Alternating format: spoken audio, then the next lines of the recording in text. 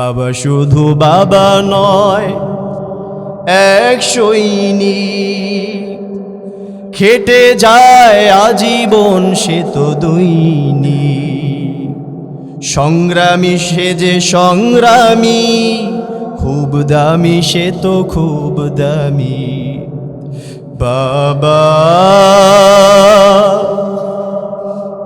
বাবা বাবা বাবা, হেরে যায় সব তবু সে তো হারে না, ছেড়ে যায় সব তবু সে তো ছাড়ে না। বাবা তুমি আমার দু চোখে দেখা পৃথিবীর সেরা মানুষ। আউযু বিল্লাহি মিনাশ শাইতানির রাজীম।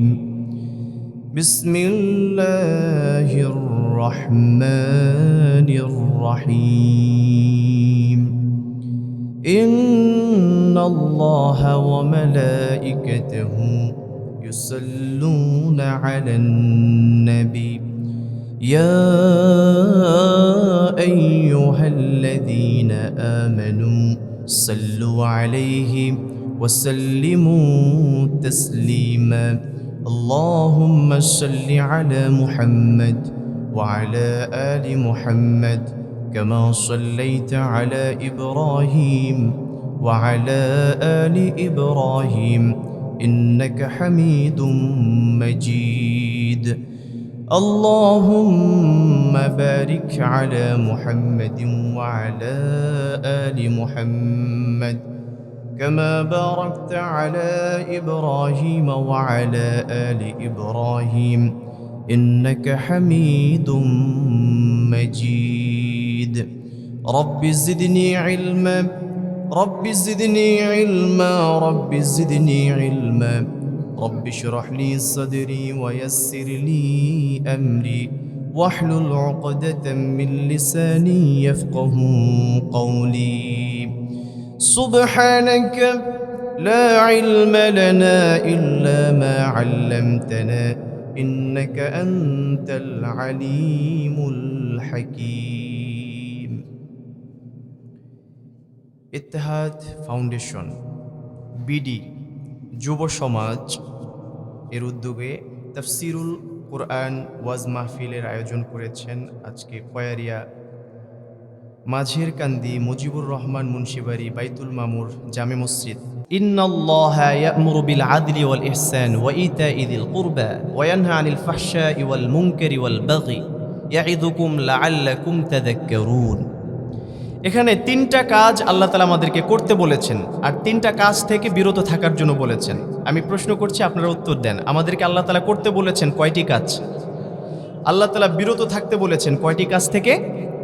এই কয়েকটা কাজ যদি আমরা করতে পারি, হুজুর যে আলোচনা একটু আগে করেছেন জান্নাতের আলোচনা, ইনশাআল্লাহ ওই জান্নাত আমাদের জন্য আল্লাহ তাআলা সহজ করে দিবেন। সুবহানাল্লাহ বলবেন না? তাহলে তিনটি কাজের ভিতরে সর্বপ্রথম আল্লাহ তাআলা বললেন আল্লাহ আদল। আল্লাহ আদল অর্থ হচ্ছে ন্যায় বিচার, সুবিচার। এই আয়াতের নাজিলের একটা প্রেক্ষাপট আছে। এই আয়াত সম্পর্কে আব্দুল্লাহ ইবনে মাসউদ রাদিয়াল্লাহু তাআলা আনহু তিনি বলেছেন যে নবীজি সাল্লাল্লাহু আলাইহি ওয়াসাল্লাম মন্তব্য করেছেন এই আয়াতটা হচ্ছে একটা পরিসম্পূর্ণ আয়াত, যে আয়াতের মধ্যে আল্লাহ তাআলা পৃথিবীর সমস্ত যত কল্যাণকর কথাগুলো রয়েছে সব কল্যাণকর কথাগুলো এটার মধ্যে ঢুকিয়ে দিয়েছেন। আবার যত অকল্যাণকর জিনিস রয়েছে, যেই কথাগুলো থেকে আল্লাহ তাআলা নিষেধ করেছেন সেই কথাগুলো আল্লাহ তাআলা এই আয়াতে কারিমায় অল্প কয়েকটা শব্দের মধ্যে দিয়ে দিয়েছেন। এই জন্য এই আয়াতটাকে বলা হয় আল জামি, একটা পরিপূর্ণ আয়াত, যে আয়াতের মধ্যে যদি কেউ খোঁজ করে চাইলে এই আয়াত পালন করার মাধ্যমেও ব্যক্তি জান্নাতি হতে পারে। তাহলে এই আয়াতটা অনেক গুরুত্বপূর্ণ না? উসমান ইবনে মাজউন রাদিয়াল্লাহু তাআলা আনহু তিনি একবার রাস্তা দিয়ে যাচ্ছেন। রাস্তা দিয়ে চলা অবস্থাতে আল্লাহর হাবিব সাল্লাল্লাহু আলাইহি ওয়াসাল্লাম তিনি হুজরাখানায় বসা দেখলেন যে উসমান যাচ্ছে। বলেন, উসমান বসবা না, একটু বসো। উসমান বসলেন। পাশে আদবের সাথে বসার পরে আল্লাহ রাসূল সাল্লাল্লাহু আলাইহি সাল্লামের একটা অভ্যাস ছিল, যেই আসতো তাকে অত্যন্ত গুরুত্ব সহকারে গুরুত্ব দিয়ে তার দিকে তাকিয়ে তাকিয়ে আল্লাহ রাসূল সাল্লাল্লাহু আলাইহি সাল্লাম তার সাথে কথা বলতেন। সুবহানাল্লাহ। আমার রাসূল ওসমানের সাথে কথা বলছে, ইতোমধ্যে আল্লাহর হাবিব সাল্লাল্লাহু আলাইহি ওয়াসাল্লামের ভিতরে ব্যতিক্রম কিছু আচরণ ফলো করা গেল।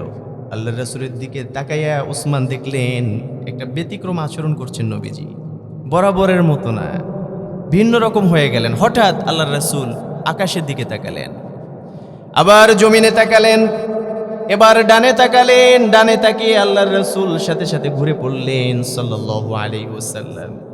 নবীজি যখন ওই দিকে ঘুরলেন, ওসমান বসে আছে, কোনো কথা বলে না। কিছুক্ষণ ওসমান খেয়াল করলো নবীজি এরকম করে মাথা নাড়ছেন, আর মনে হচ্ছে কেউ কিছু বুঝিয়ে দিচ্ছেন, আর আল্লাহর হাবিব সাল্লাল্লাহু আলাইহি ওয়াসাল্লাম সেটা সুন্দরভাবে বুঝে নিচ্ছেন, এমন মনে হচ্ছে, কিন্তু সামনে কাউকে দেখা যায় না। এমত অবস্থায় আল্লাহর হাবিব সাল্লাল্লাহু আলাইহি ওয়াসাল্লাম কিছু সময় কাটালেন। যখন প্রতিক্রিয়া শেষ হয়ে গেল, এবার আল্লাহর রাসূল স্বাভাবিক হলেন। স্বাভাবিক হয়ে ওসমানকে জিজ্ঞেস করল, ওসমান রে, এতক্ষণ পর্যন্ত খেয়াল করেছো নাকি আমি কি করেছি? ওসমান বলল, হুজুর আমি তো অবাক হয়ে গেলাম, আপনি প্রথমে আমার সাথে সুন্দরভাবে কথা বলছিলেন, স্বাভাবিক ছিলেন, হঠাৎ অস্বাভাবিক হয়ে গেলেন। আপনি ডান দিকে ঘুরে বসলেন, ডানে ঘুরে এরকম করে মাথা নাড়ালেন, মনে হলো কেউ কিছু বলছে, আর আপনি খুব মনোযোগ সহকারে সেটাকে নিচ্ছেন। আল্লাহর হাবিব বলল, ওসমান, এই মাত্র আমার কাছে আল্লাহর তরফ থেকে ফেরেশতা আসলো, জিবরাইল আমিন এসে আমাকে এমন একটা আয়াত দিয়েছে, যে আয়াতের ভিতরে সমস্ত কল্যাণ, পৃথিবীর যত কল্যাণ রয়েছে সব কল্যাণগুলো আল্লাহ তাআলা দান করেছেন। আল্লাহর হাবিব সাল্লাল্লাহু আলাইহি ওয়াসাল্লাম পাঠ করলেন, ইন্নাল্লাহা ইয়া'মুরু বিল আদলি ওয়াল ইহসান ওয়া ইতাই দিল কুরবা ওয়া ইয়ানহা আনিল ফাহশাই ওয়াল মুনকারি ওয়াল বাগি ইয়াইযুকুম লাআল্লাকুম তাযাক্কারুন। আল্লাহু আকবার। আমার রাসূল যখন এই আয়াত পাঠ করলেন, এবার ওসমান ইবনে মাযউন বলল, যখনই আল্লাহর হাবিব আমার সামনে আয়াতটা পাঠ করলেন, আমার হৃদয়টা এতটা গলিত হয়ে গেল, আল্লাহর হাবিবের প্রতি সমস্ত ভক্তি শ্রদ্ধার সাথে তার মোহাব্বত আমার হৃদয়ের ভিতরে মানকুস হয়ে গেল।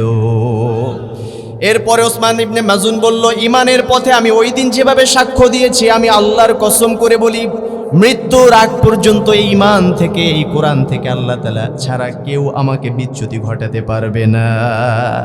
তার মানে আয়াতের তাৎপর্য কত বেশি খেয়াল করেছেন? এটা ছিল আয়াতের শানে নুজুল। এবার আসেন দেখি এই আয়াতের ভিতরে আল্লাহ সুবহানাহু ওয়া তাআলা আমাদেরকে কি শিখিয়েছেন, কি মেসেজ দিয়েছেন। প্রথমটা বলেছিলাম যে আল্লাহ তাআলা 3টা কাজ করতে বলেছেন এবং 3টা কাজ থেকে আমাদেরকে বিরত থাকার কথা বলেছেন। তাহলে 3টা কাজ করতে বলেছেন, এটার প্রথমটা হচ্ছে আল আদল, ন্যায় বিচার, সুবিচার। আমাদের বর্তমান সমাজে ন্যায় বিচারের খুব অভাব, ন্যায় বিচার নাই। এখন বিচার নাই শুধুমাত্র দেশের ভিতরে বিচার নাই বিষয়টা এমন না, সমাজে বিচার নাই, পরিবারে বিচার নাই, ব্যক্তিগত জীবনে বিচার সুবিচারের কোনো বালাই নাই। তাহলে ন্যায় বিচার সম্পর্কে জানার দরকার আছে না নাই? আল্লাহ রাসূল সাল্লাল্লাহু আলাইহি ওয়াসাল্লাম ছিলেন ন্যায় বিচারের জ্বলন্ত প্রদীপ। তিনি দৃষ্টান্ত রেখে গেছেন কিভাবে আদল রক্ষা করতে হয়, ইনসাফ কিভাবে কায়েম করতে হয়। সুবহানাল্লাহ বলবেন না? আমার রাসূলের জীবনের শুরু থেকে শেষ পর্যন্ত তিনি ন্যায় বিচার শিখিয়ে গিয়েছেন। একবার মা হালিমাতুস সাদিয়া রাদিয়াল্লাহু তাআলা আনহা আল্লাহর রাসূলকে বললেন, ওগো আল্লাহর নবী, আপনার কাছে একটা প্রশ্ন রয়েছে। আমার সৌভাগ্য হয়েছে আমি আপনাকে দুধ পান করিয়েছি, আপনি আমাকে দুধ মাতা হিসেবে পরিচয় দেন, এটা আমার জন্য সৌভাগ্যের কারণ। কিন্তু আমার একটা প্রশ্ন হলো, যখন ছোটবেলায় শিশুকালে আপনাকে আমি কোলে করে আদর করে নিয়ে গেলাম, আমার ঘরে নেওয়ার পরে যখন আপনাকে সর্বপ্রথম দুধ পান করাতে লাগলাম, সর্বপ্রথম আমি খেয়াল করলাম আপনি শুধুমাত্র আমার ডান স্তনের দুধ পান করেছেন, কিন্তু আজীবনেও চেষ্টা করে আপনাকে অন্য স্তন অর্থাৎ বাম স্তনের দুধ পান করাতে পারি নাই। এটার কারণটা কি আমাকে একটু বলবেন? তখন তো আর প্রশ্ন করা যায় না, আপনি ছোট মানুষ, এটার পেছনে কি কোনো হিকমত আছে? আমার রাসূল বলল, মা, আপনি যেটা ধরেছেন এটা হচ্ছে আল্লাহর তরফ থেকে আল্লাহ তাআলা আমাকে শিখিয়ে দিয়েছিলেন, নবী হে, বিশ্ববাসীর জন্য আমি আল্লাহ তাআলা আপনাকে রহমত স্বরূপ পাঠিয়েছি। ওয়া মা আরসালনাকা ইল্লা রাহমাতাল লিল আলামিন। আল্লাহ তাআলা বললেন, নবী হে, আপনাকে গোটা জগৎবাসীর জন্য আমি আল্লাহ তাআলা রহমত স্বরূপ পাঠিয়েছি। মাগো, যখন আপনি দেখলেন আপনার ডান স্তন থেকে আমি দুধ পান করছি, অন্য স্তন কখনো স্পর্শ করি নাই, এটার অন্যতম একটা কারণ ছিল, আমার তো তখন একটা দুধ ভাই ছিল, আপনার কলেজার টুকরা নয়নমণি সন্তানটাও তখন দুধ পান করত। আমি যদি দুইটা স্তন থেকে দুধ পান করতাম, আমার দুধ ভাইয়ের সাথে সুবিচার করা হতো না। আমি ইনসাফকে রক্ষা করার জন্য, ইনসাফকে কায়েম করার জন্য আল্লাহর হুকুমে তখন শুধুমাত্র ডান স্তন থেকে দুধ পান করেছি। তার মানে হচ্ছে ইনসাফ, নবীজি যখন দুনিয়াতে এসেছেন তখন থেকে ইনসাফের নজির রেখে গিয়েছেন। আল্লাহু আকবার। এরপরে শুধু তাই নয়, আমার রাসূলের গোটা জীবনেতে দেখবেন প্রত্যেকটা অ্যাটিটিউড ছিল ইনসাফপূর্ণ। আমার রাসূল যখন বদরের ময়দানে গেল, বদরের ঐতিহাসিক ঘটনা আপনারা সবাই জানেন। বদরের রণাঙ্গনে ৩১৩ জন সাহাবী নিয়ে আল্লাহর হাবিব সাল্লাল্লাহু আলাইহি ওয়াসাল্লাম যুদ্ধ করবেন কাফের মুশরিক বাতিলের বিরুদ্ধে। তো লাইন সোজা করছেন, যুদ্ধের জন্য সিরিয়াল তাদেরকে ট্রেন করতে হয়। সেনাপতিতে ছিলেন আমার হাবিব সাল্লাল্লাহু আলাইহি ওয়াসাল্লাম। আমার রাসূল সবাইকে কাতার সোজা করে দিচ্ছেন, কাতার সোজা করছেন, একটা হাতে লাঠি নিলেন, ওই লাঠি দিয়ে কাতারটা সোজা করছেন আল্লাহর রাসূল সাল্লাল্লাহু আলাইহি ওয়াসাল্লাম। হঠাৎ করে এক যুবক কাতারের মাঝখান থেকে বলল, নবী হে, একটু কথা রয়েছে, একটু কথা আছে, একটা কমপ্লেন আছে। আল্লাহর হাবিব সাল্লাল্লাহু আলাইহি ওয়াসাল্লাম বললেন, লিমাযা, কেন, কি হয়েছে বলো। তখন ওই যুবক বলল, হুজুর, আমার শরীরে যখন আপনি লাঠি দিয়ে আঘাত করেছেন আমার কষ্ট লেগেছে, আমার কাছে মনে হলো আপনি আমার উপরে জুলুম করে ফেলেছেন। কিন্তু আসলে ঘটনা এটা না, ঘটনা ঘটেছে ব্যতিক্রম। যুবক অনেক বুদ্ধিমান ছিল, সাহাবী ছিল, তো আল্লাহর হাবিব সাল্লাল্লাহু আলাইহি সাল্লামের সাহাবী, তার অন্য একটা প্ল্যান ছিল। তিনি বলল, হুজুর, আমার শরীরের মধ্যে ব্যথা লেগেছে, জুলুম হয়ে গেছে, কি করবেন করেন। চিন্তা করে দেখেন আমার নবী আদেল সম্পর্কে কত ইনসাফ করেছেন, কতটা ন্যায় বিচারক মানুষ ছিলেন। সাথে সাথে নিজেকে সামনে জামাটা খুলে দিলেন, বললেন, তোমার শরীরে জামা নাই তাই না? বলল, হ্যাঁ, আমার শরীরে জামা নাই, আমার শরীরটা খালি। এই অবস্থায় যুদ্ধ করতে এসেছো, ঠিক আছে, আমার জামাটাকে আমি খুলে দিলাম, এই নাও, আমার হাতের লাঠিটা তোমাকে আমি দিলাম, এবার তুমি ওই সমপরিমাণে আঘাত আমাকে করো, যাতে করে কিয়ামতের ময়দানে আল্লাহর কাছে তোমার উপরে জুলুম করার জন্য আমাকে দায়বদ্ধতার শিকার হতে না হয়। সুবহানাল্লাহ বলবেন না? তার মানে হচ্ছে আমার রাসূল সারাটা জীবন ন্যায় বিচার ইনসাফ কিভাবে করতে হয় এটা প্রতিষ্ঠা করার জন্য আমার রাসূল নিজে এটার জ্বলন্ত দৃষ্টান্ত রেখে গেছেন। আমরা ন্যায় বিচার করব, রাজি আছি না নাই? সবার সাথে সব সময় ভালো আচরণ করব, রাজি আছি না নাই? আল আদল, এটা আরবি গ্রামার যারা জানে, এখানে অনেক উস্তাজরা আছেন, এটা মাসদারটা হচ্ছে দরবা ইয়াদরিবু, আদালা ইয়াদিলু। এটার বেসিক যদি বিশ্লেষণ করা হয় এটার অনেকগুলো অর্থ বের হয়। আরবি শব্দ এত রিচ, আপনি ইংরেজি শব্দ, যেমন আমি নিজে পার্সোনালি আইএলটিএস করার একটা অভিজ্ঞতা আমার আছে, আমি দেখেছি ইংরেজিতে একটা শব্দের অর্থ অনেক বেশি কিছু পাওয়া যায় না। তো আপনি দেখবেন আরবি এত রিচ, একটা শব্দের অর্থ ৩,৩৫০ পর্যন্ত আছে। সুবহানাল্লাহ, আল্লাহ তাআলা কি সমৃদ্ধ ভাষা আমাদেরকে দিয়েছেন। আল্লাহ তাআলা বলেছেন, ইন্না আনজালনা হাদাল কুরআন, আমি এই কোরআনটা দিয়েছি হচ্ছে আরবি ভাষায়, কারণ এই ভাষাটা কার প্রিয়? আসতে বলবেন না, কার প্রিয়? সেই আল্লাহ তাআলা আমাদেরকে আরবি ভাষায় কোরআন দিয়েছেন, আমরা খুশি নাকি বেজার? আমরা সবাই বলি আলহামদুলিল্লাহ। তো আদেল সম্পর্কে কথা বলছিলাম। আদেল শব্দের অর্থ হচ্ছে সুবিচার, ইনসাফ কায়েম করা। কিভাবে ইনসাফ কায়েম করতে হবে জমিনের মধ্যে, এটা আল্লাহর হাবিব সাল্লাল্লাহু আলাইহি ওয়াসাল্লাম শিখিয়েছেন। এখন প্রশ্ন আসতে পারে, হুজুর আপনি তো নবীর কথা বললেন, নবী তো ইনসাফপূর্ণ মানুষ ছিলেন, এবার তাহলে সাহাবীদের থেকে কোনো দলিল কি আছে যেখানে আল্লাহ রাসূল সাল্লাল্লাহু আলাইহি ওয়াসাল্লাম দৃষ্টান্ত রেখেছেন বা সাহাবীরা দৃষ্টান্ত রেখেছেন যে তারাও ইনসাফ করেছে? আপনাদের কি মনে হয় সাহাবীরা কি বেইনসাফি কাজ করতে পারে? কখনো করতে পারে না। সাহাবা আজমাইন রাদিয়াল্লাহু তাআলা আনহুম, এদের ভিতরে সবচেয়ে সুপরিচিত একজন সাহাবীর নাম আপনারা বলেন তো, সবচেয়ে সম্মানিত সাহাবীর নাম কি ছিল? আবু বকর সিদ্দিক রাদিয়াল্লাহু আনহু। আবু বকর সিদ্দিক এতই সম্মানিত ছিল, আল্লাহ রাসূল নিজে তার সম্পর্কে সাক্ষ্য প্রদান করতে গিয়ে বলেছিলেন যে এই গোটা পৃথিবীর গোটা উম্মতে মুহাম্মাদি মানুষেরা যদি কিয়ামত পর্যন্ত আমল করে, তাদের যত ভালো কাজ রয়েছে, তাদের যত গুড অ্যাক্টিভিটিস রয়েছে, সবগুলোকে একটা পালায় রাখবে। আবু বকরের শুধুমাত্র একটা রাতের ইবাদতের যে সওয়াব রয়েছে সেটাকে আলাদা পালায় রাখবে, সেটা হচ্ছে শুধুমাত্র হিজরতের রাতে যতটুকু সওয়াব হয়েছিল এটা রাখবে। আবু বকরেরটা তাদের সবার চাইতে ভারী হয়ে যাবে। সুবহানাল্লাহ। সেই আবু বকর রাদিয়াল্লাহু তাআলা আনহু তিনিও আদিল সম্পর্কে সতর্ক ছিলেন। কারণ আমরা জানি হাদিসের ভিতর আল্লাহর রাসূল বলেছেন 7 শ্রেণীর মানুষদেরকে আল্লাহ সুবহানাহু ওয়া তাআলা কাল কিয়ামতের ময়দানে যখন কোনো ছায়া থাকবে না, মানুষগুলো থাকবে খুব ক্লান্ত, প্রখর রোদের কারণে, তাপের কারণে মানুষগুলোর মগজগুলো ফুটতে থাকবে, এমন একটা অবস্থা সৃষ্টি হয়ে যাবে। তখন আল্লাহ সুবহানাহু ওয়া তাআলা 7 শ্রেণীর মানুষদেরকে রহমতের কোলে নিয়ে আরশের নিচে ছায়া দিয়ে জান্নাতি বানিয়ে দিবে। এর ভিতরে প্রথমটা হচ্ছে আল্লাহর হাবিব সাল্লাল্লাহু আলাইহি ওয়াসাল্লাম বলছেন আল ইমাম আল আদিল, যে ব্যক্তি ন্যায় বিচার দুনিয়াতে করেছেন। সুবহানাল্লাহ, চিন্তা করেছেন ন্যায় বিচারকের গুরুত্ব কত বেশি। আবার ন্যায় বিচারের দায়িত্বটা কিন্তু অনেক বড়, এটা কোনো সাধারণ দায়িত্ব না। ইমাম আজম আবু হানিফা রহমতুল্লাহি আলাইহি, তার নাম আপনারা শুনেছেন। ইমাম আজম, তাকে খলিফা মনসুর কর্তৃক একবার অফার করা হলো যে ইমাম আজম, তোমার জন্য একটা বড় অফার রয়েছে, একটা প্রস্তাব রয়েছে। বললো কি প্রস্তাব? বলল আমার এই রাষ্ট্রের মধ্যে তোমাকে আমি চিফ জাস্টিস হিসেবে নিয়োগ দিতে চাই, তোমাকে প্রধান বিচারক বানাতে চাই, তুমি কি বলো? ইমাম আজম আবু হানিফা রহমতুল্লাহি আলাইহি বললেন, খলিফা মনসুর, যদি তোমার প্রধান বিচারক হিসেবে আমি যদি নিয়োগকৃত হয়ে যাই তাহলে আমার দায়িত্বটা কি হবে? বললো তোমার দায়িত্ব কি? তোমার দায়িত্ব হচ্ছে বসে বসে বেতন নিবা, আর মাঝে সাঝে আমি যেভাবে বলবো ঠিক রায়টা ঠিক ওইভাবে দিবা। ইমাম বলল আমার মন মতো দিতে পারবো না। বললো না, তুমি তোমার মন মতোই দিবা, শুধুমাত্র আমার সাথে পরামর্শ ছাড়া কখনো কোনো রায় দিবা না। ইমাম বুঝতে পারলো ডাল মে কুচ কালা হে, কোনো একটা সমস্যা আছে, এর কথা শোনা যাবে না। কারণ এর আওতায় যদি যেতে হয় তাহলে সে অবিচার করতে বললে সে অবিচার করতে হবে, এখান থেকে বাঁচতে হবে।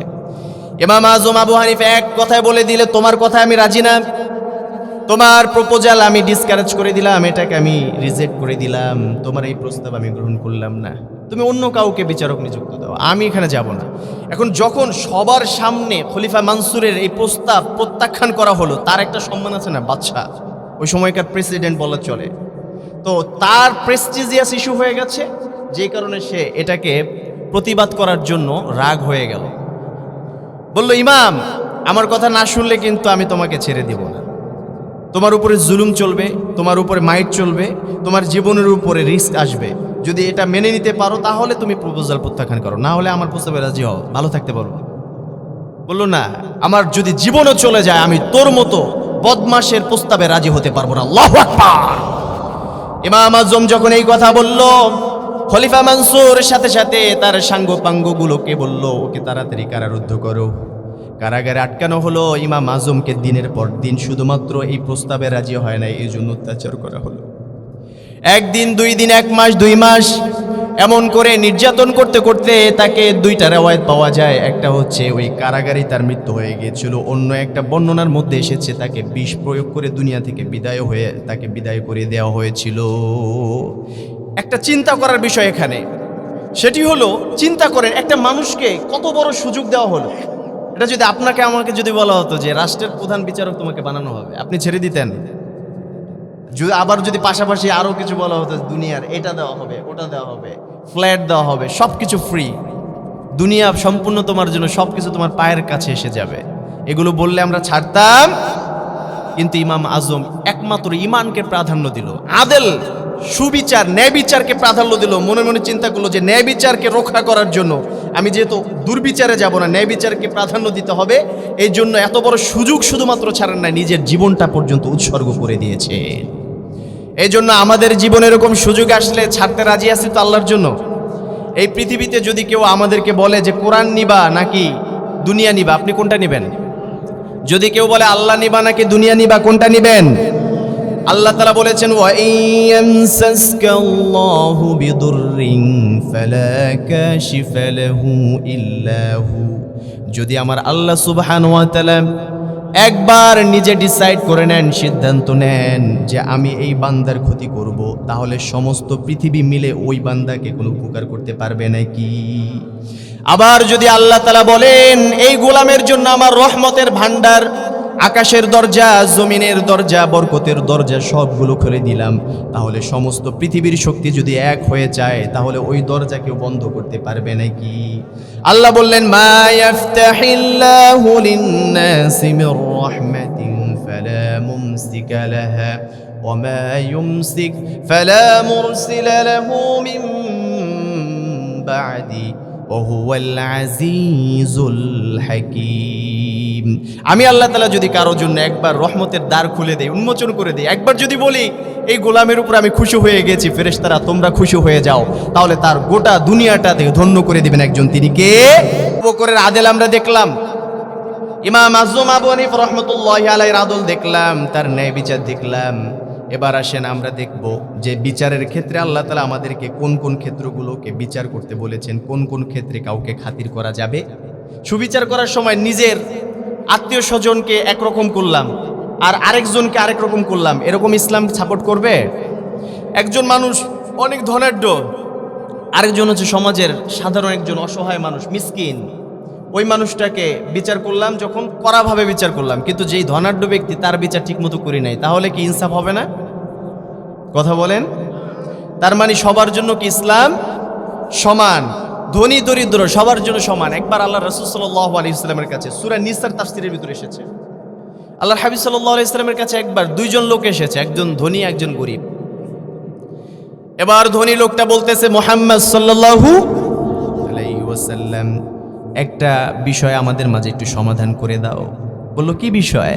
বলল, এই লোকটা অনেক গরিব, আমার পরিচয় আমি হচ্ছে এখানকার একজন প্রভাবশালী মানুষ, আমার এটা আছে, আমার ওটা আছে, অনেক কিছু আছে। গরিব মানুষটা বলল, হুজুর আমার কিছুই নাই। আল্লাহর রাসূল যেহেতু গরিবদেরকে বড্ড ভালোবাসতেন, যারা অসহায় মানুষ তাদের বন্ধু হিসেবে আল্লাহর রাসূল সাল্লাল্লাহু আলাইহি ওয়াসাল্লাম ছিলেন। যখন ছোট মানুষ আল্লাহর নবীর কাছে আসতো, আল্লাহর নবী তার সাথে সাথে ওই বাচ্চাটার কপালের উপরে হাত বুলিয়ে দিয়ে চুমু কাটতেন। সুবহানাল্লাহ বলবেন না? আবার আমার রাসূলের কাছে যদি কোনো অসহায় মানুষ আসতো, একবার যদি এমন করে হাতটাকে বাড়িয়ে দিত মুসাফার জন্য, একবার যদি আল্লাহর রাসূল হাত ওই সাহাবী হাত বাড়াতো, অসহায় মানুষের হাত দেখে আল্লাহর রাসূল দুই হাত দিয়ে এরকম ভাবে হাতটাকে ধরতেন, খুব মহব্বতের সাথে, এত গুরুত্ব সহকারে তার কথা শুনতেন। সাহাবীরা বলল, যখন আমরা রাসূলের কাছে যেতাম মনে হতো যে আমাকেই আল্লাহর হাবিব সবচেয়ে বেশি গুরুত্ব দিচ্ছেন। সেই মানুষটার কাছে একজন গরিব মানুষ এসেছে, আরেকজন ধনাঢ্য, একজন ধনী আরেকজন গরিব। এখন নালিশ নিয়ে এসেছে, সমাধান করতে হবে। নবীজি মনে মনে চিন্তা করলেন, এই গরিব মানুষ যেটা বলবে হয়তো বা এটাই সত্য হওয়ার সম্ভাবনা আছে, কারণ গরিব মানুষ সে তো এই ধনাঢ্যর উপরে জুলুম করতে পারে না।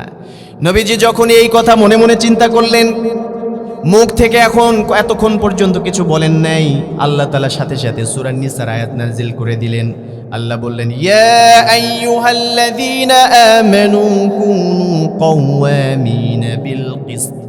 নবী হে, সবাইকে লক্ষ্য করে আমি আল্লাহ তাআলা বললাম, পৃথিবীর যত ঈমানদাররা রয়েছে তোমরা ন্যায় বিচারটাকে কায়েম করো।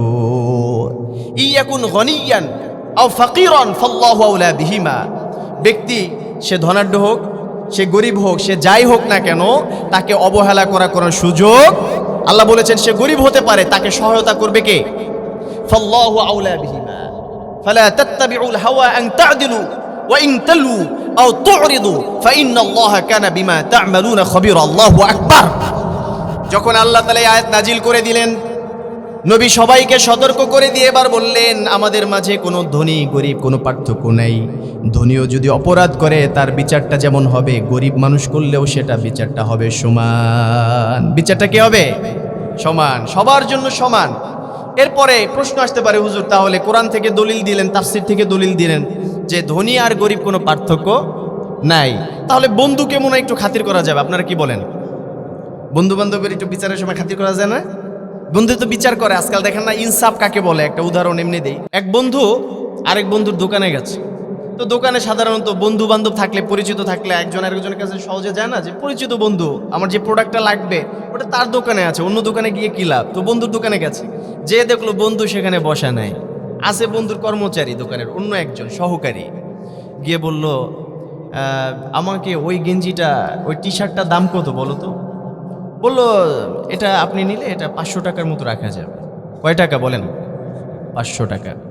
কিছুক্ষণ পরে ওই গেঞ্জিটা নিবে, এর আগেই একটু ওয়েট করলো, এর মধ্যে বন্ধু আসছে। আসার পরে, আরে দোস্ত তুই? বললো, হ্যাঁ তোকেই তো খুঁজছিলাম, আমি তো একটু চা খেতে গিয়েছিলাম, তো চা খেয়ে এসছিস, ভালো হয়েছে, আমি তো ওই টি শার্টটা পছন্দ করেছি, ওইটার দাম কেমন হবে? তো ও তো জানে না আগে কি করছে, ও এখন বলতেছে, দোস্ত সবার কাছ থেকে যা রাখি না রাখি, ব্যবসা তো আজীবনই করলাম, বন্ধুর কাছ থেকে একদিন ব্যবসা না করলে কি হয়? সুতরাং তোর বেশি দেওয়া লাগবে না, 1000 টাকাও লাগবে না, তুই আমাকে 800 টাকা দিলেই হবে। এখন বন্ধু একবার তাকায় কর্মচারীর দিকে, আরেকবার তাকায় বন্ধুর দিকে। সর্বনাশ। যখন এই কথা বলেছে, কর্মচারী বলছে, আপনি কি সর্বনাশ করলেন? এই মাত্র এই ব্যক্তিকে তো আমি 500 টাকা দাম বলে দিলাম, আপনি বলছেন কয় টাকা? 800 টাকা। কয়শো বেশি? 300 বেশি। এখন বন্ধুর চোখ আর উপর দিকে ওঠে। এমন ইনসাফ আমাদের সমাজে আছে না নাই? এই ইনসাফ থেকে আমাদেরকে সরে দাঁড়াতে হবে। আল্লাহর ইনসাফের উপর আমাদেরকে দণ্ডায়মান হতে হবে, ঠিক কিনা? আল্লাহর ইনসাফের উপরে যদি আমরা আসতে পারি, আমাদের দুনিয়াও শান্তি, আখিরাতেও শান্তি। বন্ধুকে খাতির করা যাবে না, বলেছেন আল্লাহ সুবহানাহু ওয়া তাআলা। আল্লাহ বললেন, ওয়ালা ইয়াজরিমান্নাকুম শানাআনু কওমিন আলা আল্লা তা'দিলু। কোন গোত্রের প্রতি হিংসা, শত্রুতা, এটা যেন তোমাদেরকে ন্যায় ইনসাফ থেকে সরিয়ে না দেয়। সুবহানাল্লাহ বলবেন না? কারণ হচ্ছে, একবার আল্লাহর হাবিব সাল্লাল্লাহু আলাইহি ওয়াসাল্লাম তার এক সাহাবীকে পাঠালেন, তার সাহাবীকে পাঠালো যে তুমি একটু খায়বারের ওই এলাকায় যাও, সেখানে গিয়ে ওই এলাকার মধ্যে বেশ কিছু বাগান রয়েছে, ওই এলাকার মানুষের কতটুকু জমি জমা রয়েছে, এটা মেপে আমাকে একটা পরিসংখ্যান, একটা সংখ্যা এনে দাও, আমি ওদের অডিটটা করতে চাই, হিসাবটা করতে চাই। বললো ঠিক আছে, যাচ্ছি। তো যাওয়ার পরে অপর প্রান্ত থেকে ওই এলাকার মানুষ, স্থায়ী মানুষ, তারা মনে মনে চিন্তা করলো, আল্লাহ রাসূল এখানে ট্যাক্স ধরতে পারে, বিভিন্ন কর আদায় করতে পারে আমাদের কাছ থেকে, সুতরাং একটু কমিয়ে বললে হয়তোবা আমাদের কিছুটা লাভ হবে। এজন্য বলল কি, যে তুমি তো আল্লাহর হাবিব সাল্লাল্লাহু আলাইহি ওয়াসাল্লামের পক্ষ থেকে এসেছো, তো তুমি একটা কাজ করবা, যতটুকু সম্পদ আছে না, এর চাইতে একটু কমিয়ে বলবা। যদি একটু কমিয়ে বলো তাহলে তোমাকে লাভ করার ব্যবস্থা আমরা করে দিব, একটা অর্থ উঠিয়ে তোমাকে আমরা সেটা দিব হাদিয়া স্বরূপ। কিন্তু এটাকে হাদিয়া নাকি ঘুষ? এখন এই অবস্থায় সাহাবী তাদের দিকে তাকালো, বজ্র কণ্ঠে বলল যে এই পৃথিবীতে সবচেয়ে বেশি ভালোবাসি আমি হচ্ছে মুহাম্মদ সাল্লাল্লাহু আলাইহি ওয়াসাল্লামকে। আর এই পৃথিবীতে এই মুহূর্তে যদি কেউ বলে মানুষের মধ্যে তুমি কাকে সবচেয়ে বেশি ঘৃণা করো, তাহলে আমি বলবো আমি সবচেয়ে এই মুহূর্তে তোমাদেরকে সবচেয়ে বেশি ঘৃণা করি, কারণ তোমরা আমাকে মন্দ প্রপোজ করেছো। সাহাবী এক চিৎকার দিয়ে বলল, তোমাদেরকে আমি যেমন ঘৃণা করি ঠিক সত্য, ঠিক তদ্রূপভাবে আমার রাসূলকে আমি ভালোবাসি। আমার রাসূলকে ভালোবাসি তাই তোমাদেরকে ঘৃণা করি, কিন্তু তোমাদের সাথে ঘৃণা করে রাসূলকে ভালোবেসে এই সম্পদের হিসাবটার মধ্যে আমি এতটুকু নড়বড় করতে পারবো না। সুবহানাল্লাহ বলবেন না? তার মানে হচ্ছে যখন হিসাব আসবে, বিচারের কাজ আসবে, তখন কোন রকম এদিক সেদিক করা চলবে, বন্ধুকে খাতির করা চলবে, পরিচিত মানুষকে আরেকজনের উপরে হিংসা আছে বা তার সাথে একটু শত্রুতা আছে। সালিশে গেলাম, এলাকায় তো অনেকে সালিশে থাকে না, সমাজে তো অনেক সময় সালিশ ডাকে, কিছু গণ্যমান্য ব্যক্তি যাদেরকে যোগ্য মনে করা হয় তারা সেখানে উপস্থিত হয়। এখন সেখানে যাওয়ার পরে যারা সালিশ আছেন, আপনাকে রাখলে আপনি সুন্দরভাবে পাশ কাটিয়ে যাকে পছন্দ আর যার সাথে শত্রুতা আছে আপনাকে ভোট দেয় নাই, অথবা আপনার একটা কথা সে শুনে নাই, এজন্য তার বিচারটা করার সময় একটু পাশে করে করবেন, এরকম কি আল্লাহ তাআলা বলেছেন? নাকি সবার ক্ষেত্রে সমান করতে হবে না? ওয়ালা ইয়াজরিমান্নাকুম শানাআনু কওমিন আলা আল্লা তা'দিলু। কার কথা? আল্লাহ বললেন কোন সম্প্রদায়ের প্রতি শত্রুতা যেন তোমাদেরকে ন্যায় বিচার থেকে দূরে রাখতে না পারে। সুবহানাল্লাহ। এজন্য তাহলে ন্যায় বিচার আরেকটা প্ল্যাটফর্ম আমরা জেনে নিলাম, সেটা হচ্ছে বন্ধু শত্রু সবার জন্য কি সমান। তাহলে বন্ধু শত্রুর সাথে ঠিক আচরণ করব, ন্যায় বিচার করার সময় বললাম, কিন্তু অমুসলিমের জন্য কি ভিন্ন বিচার আছে কোনো? আমার ভাই ধরেন আমার চাচা নিয়ামতুল্লাহ হাফিজুল্লাহ তাআলা, তিনি একটা নালিশ নিয়ে আমার কাছে আসলো। এখন তিনি মুসলমান, কিন্তু তার সাথে অমুসলিমের একটা দ্বন্দ্ব হয়েছে, নিরসন করতে হবে। ইসলাম কি আমাকে বলেছে যে তার পক্ষ নিয়ে অমুসলিমের বিপক্ষ করতে হবে, এমন কোনো কথা আছে? নাকি সবার ক্ষেত্রে সমান? সবার ক্ষেত্রে সমান। এটার প্রমাণ কি? এটার প্রমাণও হাদিস থেকেই দিব। বুখারীর একটা রিওয়ায়াতের মধ্যে এসেছে, ওমর রাদিয়াল্লাহু তাআলা আনহু তিনি একবার এক ইহুদির কাছ থেকে একটা ঘোড়া ক্রয় করছেন। এখন ঘোড়া কেনার পরে একটু দূর যেতে না যেতে দেখলেন যে ঘোড়ার পায়ের মধ্যে একটু সমস্যা আছে, ইনজুরি হয়েছে।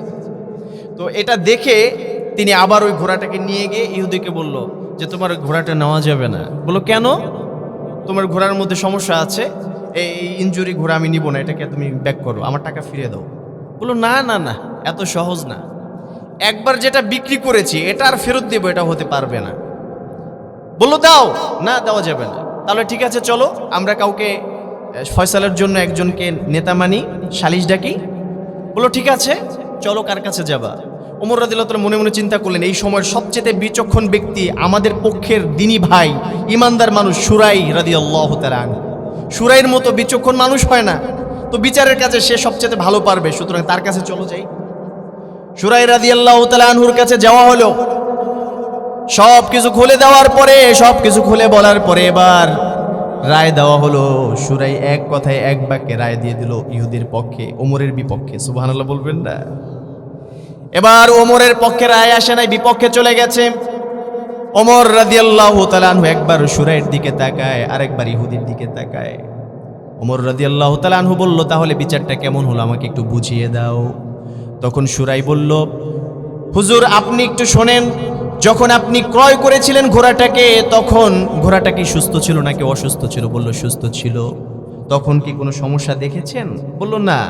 বলল যখন আপনি নিয়ে গেছেন তারপরে সমস্যা দেখেছেন? কয় হ্যাঁ, তারপরে দেখেছি। শুরাই রাদিয়াল্লাহু তাআলা আনহু বলল, তাহলে যদি বিষয়টা এমন হয়, আপনার হাত থেকে যখন টাকা দেওয়া হয়েছিল, টাকা নেওয়া হয়েছিল, তখন তো আপনাকে একটা সুস্থ সাবলীল ঘোড়াই দেওয়া হয়েছিল।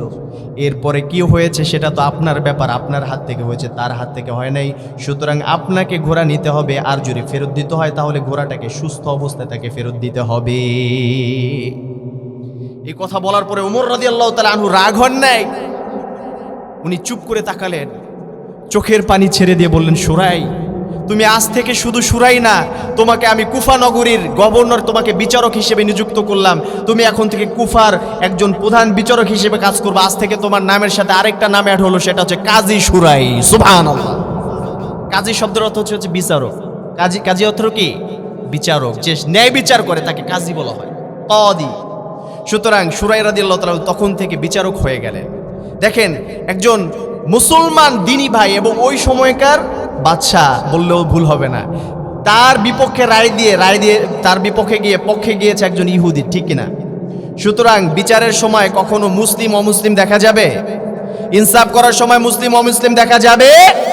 সবার বেলায় সমান। কারণ ইনসাফের বিপরীতে একটা শব্দ আছে আরবিতে, সেটাকে বলা হয় জুলম। জুলুম শব্দের অর্থ হচ্ছে অত্যাচার, কারো উপরে জুলুম করে। এটা তো বুঝেন আপনারা নাকি? আর জুলমু জুলুমাতু ইয়াউমাল কিয়ামা, কিয়ামতের দিন জুলুম হবে হচ্ছে সবচেয়ে বড় অন্ধকারের কারণ। নাউজুবিল্লাহ বলবেন না? কেউ যদি দুনিয়ায় কারো উপরে জুলুম করে, আমার নবী বলল কিয়ামতে তার দেখার মতো কোনো রাস্তা থাকবে না। সব কিছু এদিকে তাকাবে অন্ধকার, ওদিকে তাকাবে অন্ধকার, সামনে তাকাবে অন্ধকার, পেছনে তাকাবে অন্ধকার। সুতরাং জুলুম থেকে যদি কেউ বাঁচতে পারে, তাহলে তার জন্য কিয়ামতটাকে আলোকিত করে দিবেন একজন, তিনি কে? আমাদের ক্ষেত্রে এখন দেখা যায় যে পাশের কিছু দাদা বাবুরা, তারা কিছু মতামত, এখন তো গণমাধ্যমে আমরা এটা শুনতে পারি, তারা বলতেছে যে বাংলাদেশের উপরে, ফিলিস্তিনের উপরে যেমন করে আক্রমণ করা হয়েছে ইসরায়েল কর্তৃক, বাংলাদেশের উপরে এরকম আক্রমণ করা উচিত। নাউজুবিল্লাহ বলবেন না? ওদেরকে প্রশ্ন করা হলো, সাংবাদিক বলল, কেন? বাংলাদেশের মানুষ তোমাদেরকে কি করেছে? ওরা উত্তর করলো, বাংলাদেশের মানুষদের উপরে এরকম জুলুম করা লাগে কারণ এটা হচ্ছে আমাদের ধর্মের শিক্ষা। আমাদের কিসের শিক্ষা? ধর্মের শিক্ষা। কিন্তু আমাদের ধর্মের শিক্ষাটাকে কি চিন্তা করেছেন? কি সুন্দর শিক্ষা আমাদের ধর্ম দেয়। ওয়ালা তাসুব্বুল্লাযীনা ইয়াদউনা মিন দুনিল্লাহ। কার উপরে জুলুম করা তো দূরের কথা, অন্য ধর্মের মানুষের উপরে, অন্য ধর্ম মানুষকে তুমি গালি দিয়ে পর্যন্ত কথা বলতে পারবে না। আল্লাহু আকবার। তার মানে হচ্ছে আল্লাহ তাআলা আমাদেরকে যে শিক্ষাটা দিয়েছেন, এর চাইতে কোনো ভালো শিক্ষা হতে পারে? আমরা দাদা বাবুদেরকে বলতে চাই, তোমরা আমাদের উপরে ফিলিস্তিনের মতো আক্রমণ করতে চাও, ইসরায়েলের মতো আক্রমণ করতে চাও, একজন মুসলমান যদি তোমাদের উপরে হাত তোলে, 20 জন ফেরেশতা এসে 20 জন মুসলমানের কাজ করবে। আল্লাহু আকবার। একজন মুসলমানের উপরে তোমরা হাত তুলবে, একজন মুসলমান হাতে লাঠি নিবে, আল্লাহর তরফ থেকে এমন সাহায্য এসে যাবে যে তোমাদের তরবারি পর্যন্ত ওই লাঠির আঘাতে দ্বিখণ্ডিত হয়ে যাবে, ঠিক কিনা? এর যদি আমাদেরকে ডাক দেওয়া হয় যে ইমানের পক্ষে লড়তে, কে কে রাজি আছো? আমরা সবাই রাজি আছি তো মুসলমান? ইমানের পক্ষে নিজেকে বিলীন করে দিতে পারবো তো ইনশাআল্লাহ? কারা কারা রাজি আছি হাত তুলে আল্লাহকে দেখিয়ে দেন। আল্লাহ তাআলা কবুল করুক, সবাই বলেন আমিন। প্রিয় ভাইরা, এই জন্য আমরা মুসলিম অমুসলিম বুঝি না, আমাদের কাছে সবাই সমান। তোমরা আমাদের সাথে অসদাচরণ করো, আমাদের ধর্ম নিয়ে কটূক্তি করো, আমাদেরকে নিয়ে বিভিন্ন রকমের কটূক্তি করে আমাদেরকে ফিলিস্তিনের মতো হামলা করতে চাও, আমরা ঘোষণা দিচ্ছি তোমাদের ওরকম কটূক্তির জবাব আমরা কটূক্তি দিয়ে দেব না, আমরা ভালো কাজের মাধ্যমে তোমাদেরকে জবাব দিব। তোমাদের ওই ধর্মের মানুষদেরকে আমাদের দেশে আমরা জামায়া দূর করে রাখবো ইনশাআল্লাহ। আমরা কোনো অমুসলিমের উপরে কখনো অ্যাটাক করব? কোনো অমুসলিমদের উপরে আমাদের কোনো হিংসা নাই। আমরা সবার জন্য কি সমান, সবার জন্য কি সমান। এই সুবিচারের শিক্ষা দিয়েছেন একজন, তিনি কে? এই জন্য আল্লাহ বললেন ইন্নাল্লাহা ইয়া'মুরু বিল আদলি ওয়াল ইহসান, আমি আল্লাহ তাআলা তোমাদেরকে আদেশ করলাম ওই অমুসলিমরা যেমন করে তোমাদের ভালোর বিপরীতে মন্দ দিয়ে প্রতিবাদ করে, তোমরা মন্দটাকে ভালো দিয়ে প্রতিবাদ করবা। নাহনু আউলিয়াউকুম ফিল হায়াতিদ দুনিয়া ওয়া ফিল আখিরা, আমি আল্লাহ তাআলা তোমাদের দুনিয়া আখিরাত উভয় জগতে বন্ধু হয়ে যাব। সুবহানাল্লাহ বলবেন না? এই ইনসাফটা কায়েম করতে হবে শুধুমাত্র আমাদের রাষ্ট্রের মধ্যে নাকি পরিবারের দরকার আছে? পরিবারে এখন ইনসাফের বড় অভাব। একজন বোন যতটুকু সম্পদ পাবে, এই সম্পদ আমাদের সমাজে এখন আর দিতে রাজি হয়। ভাই বাবা মরে গেছে, মা মরে গেছে, এখন সম্পত্তি বন্টন করতে হবে, ইনসাফের দরকার আছে না নাই? এমত অবস্থায় বন্টন করার সময় ভাই নেয় রাস্তার পাশে যে জায়গাটা আছে, বাড়ির ভিতরে যে জায়গাটা আছে, বোনকে যখন দেয় তখন বলে যে তুই ওই গাড়ার ভিতরে নে, ডোবার ভিতরে নে, দেখা দেয় জঙ্গলের জায়গাটা, তাও আবার নেওয়ার সময় ঠিক মতো দেয়। যদি বোন আসে যে ভাই আমার তো স্বামীর অবস্থা বেশি ভালো না, আর্থিক অবস্থাটা অসচ্ছল, আমি এখান থেকে কিছু সম্পদ বিক্রি করে আমার জীবিকা নির্বাহ করতে চাই, আমার স্বামীকে সহযোগিতা করতে চাই, তখন দেখা গেছে ওই দামটা অন্যের কাছে বিক্রি তো করতেই দেয় না, বলে আমাদের কাছে বিক্রি করো। তারাও কেনে, কিন্তু যতটুকু দাম ছিল সেই দামের 10 ভাগের 1 ভাগও দিতে চায়। আবার অনেক বাবা মা রয়েছে, বাবা মা যদি সম্পদ ভাগ করে দেয়, অনেক সময় জীবিতকালে সম্পদ ভাগ করে দেয়, এরকম আছে না নেই? জীবিত অবস্থায় ছেলেকে দেয় যেই সম্পদ, মেয়েকে যখন দিবে তখন ঠিক মতো দেয় না। কিন্তু এটা কি আল্লাহর বিচার? মেয়েকে যখন দিবে বলে মা তুই মাফ করে দিস, ওরে সব জায়গা দিলাম, বাবা আমাকে কি দিলা? বলে তোরে দিয়ে দিলাম দোয়া। কি দিয়ে দিলাম? এটা কি ইনসাফ? এটা করা যাবে? ইউসিকুমুল্লাহু ফি আওলাদিকুম লিযযাকারি মিসলু হাজ্জিল উনসায়াইন, যদি নারীকে পুরুষকে 1 ভাগ দিতে হয়, তার অর্ধেক নারীকে দেওয়ার দরকার আছে না নেই? কিন্তু জীবিত অবস্থায় যখন বন্টন করবেন নিয়মটা একটু আলাদা হয়ে যাবে। যদি জীবিত অবস্থায় আপনার সন্তানদের মাঝে আপনি সম্পদ বন্টন করেন, তখন কিন্তু এই নিয়মে করলে চলবে। তখন কেমন করতে হবে? তখন হচ্ছে আল্লাহর হাবিব সাল্লাল্লাহু আলাইহি ওয়াসাল্লাম শিখিয়ে দিয়েছেন, তখন সবার মাঝে সমান। সবার মাঝে কি? ছেলেকে যদি 1 দেন তাহলে মেয়েকেও 1 দেওয়ার দরকার আছে না নাই? এটা জীবিত অবস্থায়। বাবা মার মৃত্যুর পরে ওই সম্পদের সময় তখন হচ্ছে ছেলেকে যা দিবেন মেয়েকে তার অর্ধেক। সুতরাং ইনসাফ করে দিতে হবে। আল্লাহ রাসূল সাল্লাল্লাহু আলাইহি ওয়াসাল্লামের কাছে সাহাবা প্রশ্ন করলো রাদিয়াল্লাহু তাআলা আনহু যে হুজুর আমার বাবা মা মারা গিয়েছেন, আবার বোনকে সম্পদ বুঝিয়ে দিব, এখন আমার প্রশ্ন হলো তাকে শুধুমাত্র কি সম্পত্তি দিব নাকি বাবা যেই টাকা করে রেখে গিয়েছেন সেখান থেকে দিব?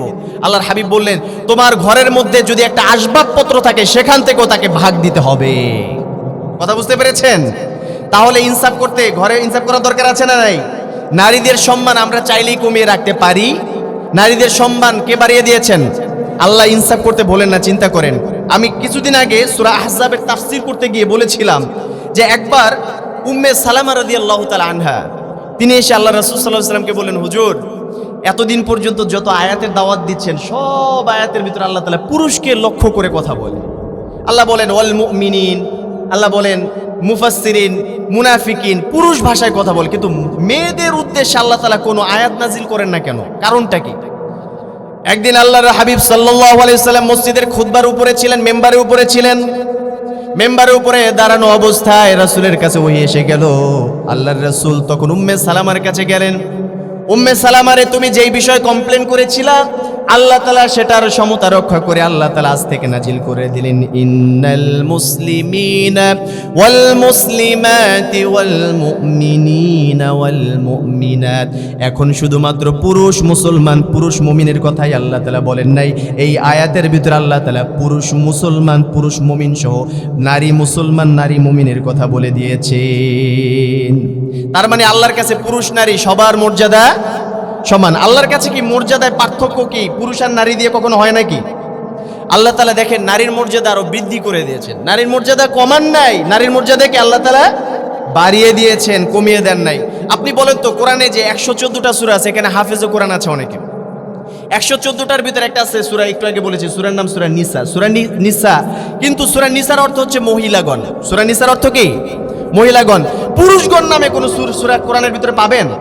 পুরুষের নামে কোন সূরা আছে? তার মানে হচ্ছে নারীর সম্মান বাড়িয়ে দিয়েছেন কে?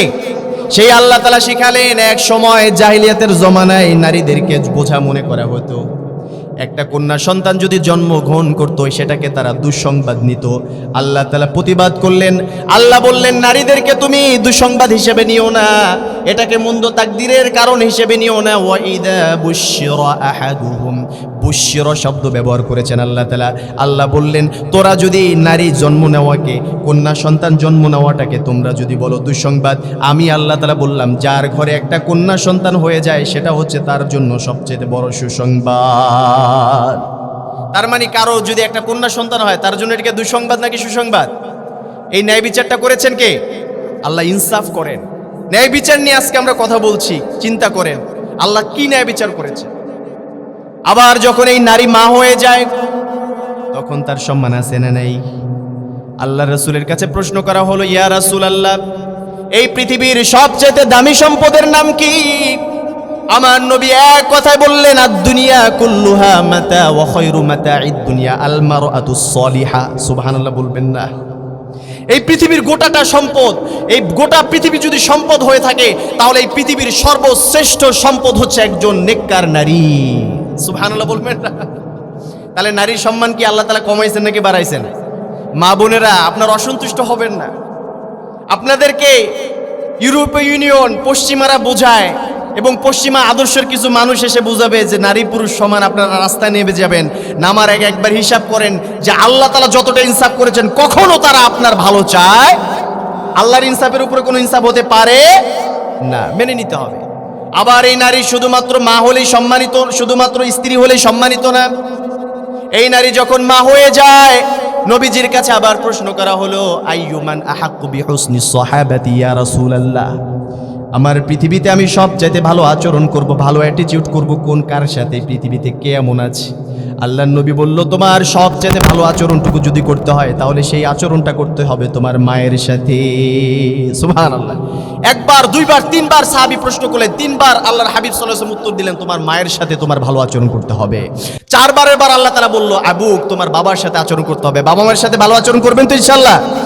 সংসারে ইনসাফ কায়েম করতে হবে, তাহলে বাবা মায়ের সাথে ইনসাফ করে কথা বলতে হবে না? কিন্তু বাবা মায়ের সাথে আল্লাহ তাআলা ইনসাফ করতে বলেন নাই। কথাটা কেমন হয়ে গেল না? বাবা মায়ের সাথে আল্লাহ তাআলা কি করতে বলেন? ইনসাফ করতে বলেন। আল্লাহ বলেছেন বাবা মায়ের সাথে এক ধাপ এগিয়ে ইহসান করতে হবে। আমরা যদি ডিগ্রি হিসেবে এটাকে গণনা করি, সর্বনিম্ন হচ্ছে ইনসাফ, ইনসাফের পরেই হচ্ছে সর্বোচ্চটা হচ্ছে ইহসান। যেই ইনসাফ আর আদেল, এগুলোর ভিতরে পার্থক্য আছে। কেউ আমাকে উপকার করেছে, আপনি আমাকে উপকার করলেন, আমি এটার বিনিময় উপকার করলাম, এটা হচ্ছে ন্যায় বিচার, এটা হচ্ছে আদেল। কিন্তু ইহসান যখন বলবেন, আপনি আমার জন্য কিছু করেন না করেন, কিন্তু আমি আপনার জন্য করলাম, এটাকে আরবিতে বলা হয় ইহসান। এটাকে আরবিতে কি বলা হয়? ইহসান। বাবা মায়ের সাথে ইহসান করতে আল্লাহ বলেছে, ওয়াসাইনাল ইনসানা বিওয়ালিদাইহি হুসনা। এই হুসনা শব্দটা ইহসান থেকে এসেছে। বাবা মায়ের সাথে ভালো আচরণ করতে হবে। আচ্ছা, একটা গল্প আপনাদেরকে শোনাই, কোরআন হাদিস একটু পাশে রাখি আপাতত। একটা বিষয় আপনাদেরকে একটু মোটিভেট করার জন্য, নোমান আলী খান নামে একজন মোটিভেটর রয়েছেন, ওনার কাছ থেকে শোনা। উনি ইংলিশে একটা লেকচার দিতে গিয়ে উদাহরণটা দিয়েছেন, আমি আপনাদের সামনে এটাকেই বর্ণনা করছি। এক বাবা, এক সন্তান, দুইজনে মিলে, বাবা সন্তানকে ছোটবেলা হাঁটতে শিখেছে। বাবা সন্তানকে হাঁটতে নিয়ে গেছে মাঠের ভেতরে, রাস্তার পাশে মাঠ আছে, হাঁটতে নিয়ে গেছে। এখন ছোট বাচ্চা তো বোঝে না তো কিছু। বাচ্চা বলে, বাবা এটা কি? বাবা বলে, এটা কাক। এটা কি? কাক চেনেন আপনারা? পাখি চিনেন? কথা বলেন না কেন? আপনারা আছেন তো ইনশাল্লাহ? একটু হাত উঁচু করেন, কারা আছেন দেখি তো ইনশাল্লাহ। লিল্লাহি তাকবীর। হাত নামান, ঘুমায়া যায় না। শোনেন, বাবা সন্তানকে নিয়ে পার্কে হাঁটতে বের হয়েছেন। বাবা হাঁটতেছেন, সন্তান প্রশ্ন করতেছে, বাবা এটার নাম কি? বাবা বলল, কাক। এটা একটা কাউয়া। এটা কি? কিছু দূর যাওয়ার পর ওই একই পাখি দেখে আবার সন্তান প্রশ্ন করে, বাবা? বললো, এটা কাক। একবার, দুইবার, তিনবার করে 32 বার সেদিন বলল, বাবারে এটা কি? বাবা উত্তর দিল, এটা একটা কাক। 32 বার উত্তর দেওয়ার পরে বাবা ওইটাকে বাসায় গিয়ে লিখে রাখলো। যখন সন্তান বড় হয়ে গিয়েছে, বাবা আস্তে আস্তে করে বৃদ্ধ হয়ে গেছে, দুর্বল হয়ে গেছে। একদিন হঠাৎ করে বাবা ফোন কল করে বাবা সন্তানকে বলল, তুমি কোথায়? বলল, অফিসে। বললো, একটু আসা যাবে? বাসায় একটু আসা যাবে? আমাকে সময় দেওয়া যাবে? বললো, আব্বা আপনি কি বলেন এটা? আমি ব্যস্তময় সময় কাটাচ্ছি, আপনার যদি কিছু লাগে বলেন, পাঠিয়ে দিই, পার্সেল করে দিই, কিন্তু আমি আসতে পারবো না। বললো, বাবা রে, তোর জন্য তো জীবনে কম কিছু করি নাই। যখন আমি হিসাব করে তোকে সময় দিয়েছিলাম, তখন তোরে তো কম হিসাব করে সময় দেই নাই, তোরে যথেষ্ট সময় দিয়েছিলাম। আমার জন্য আজকে একটু সময় বের করে আস, আর তোরে পরবর্তীতে ডাকবো না। বললো, ঠিক আছে, আসতেছি, ওয়েট করো। সন্তান এবার বাবার কাছে আসলো।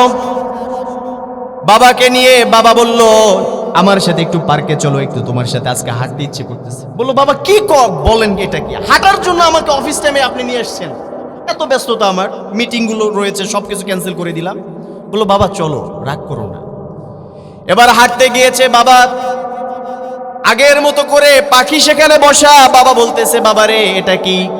একবার প্রশ্ন করছে, কয়বার? কথা বলে না।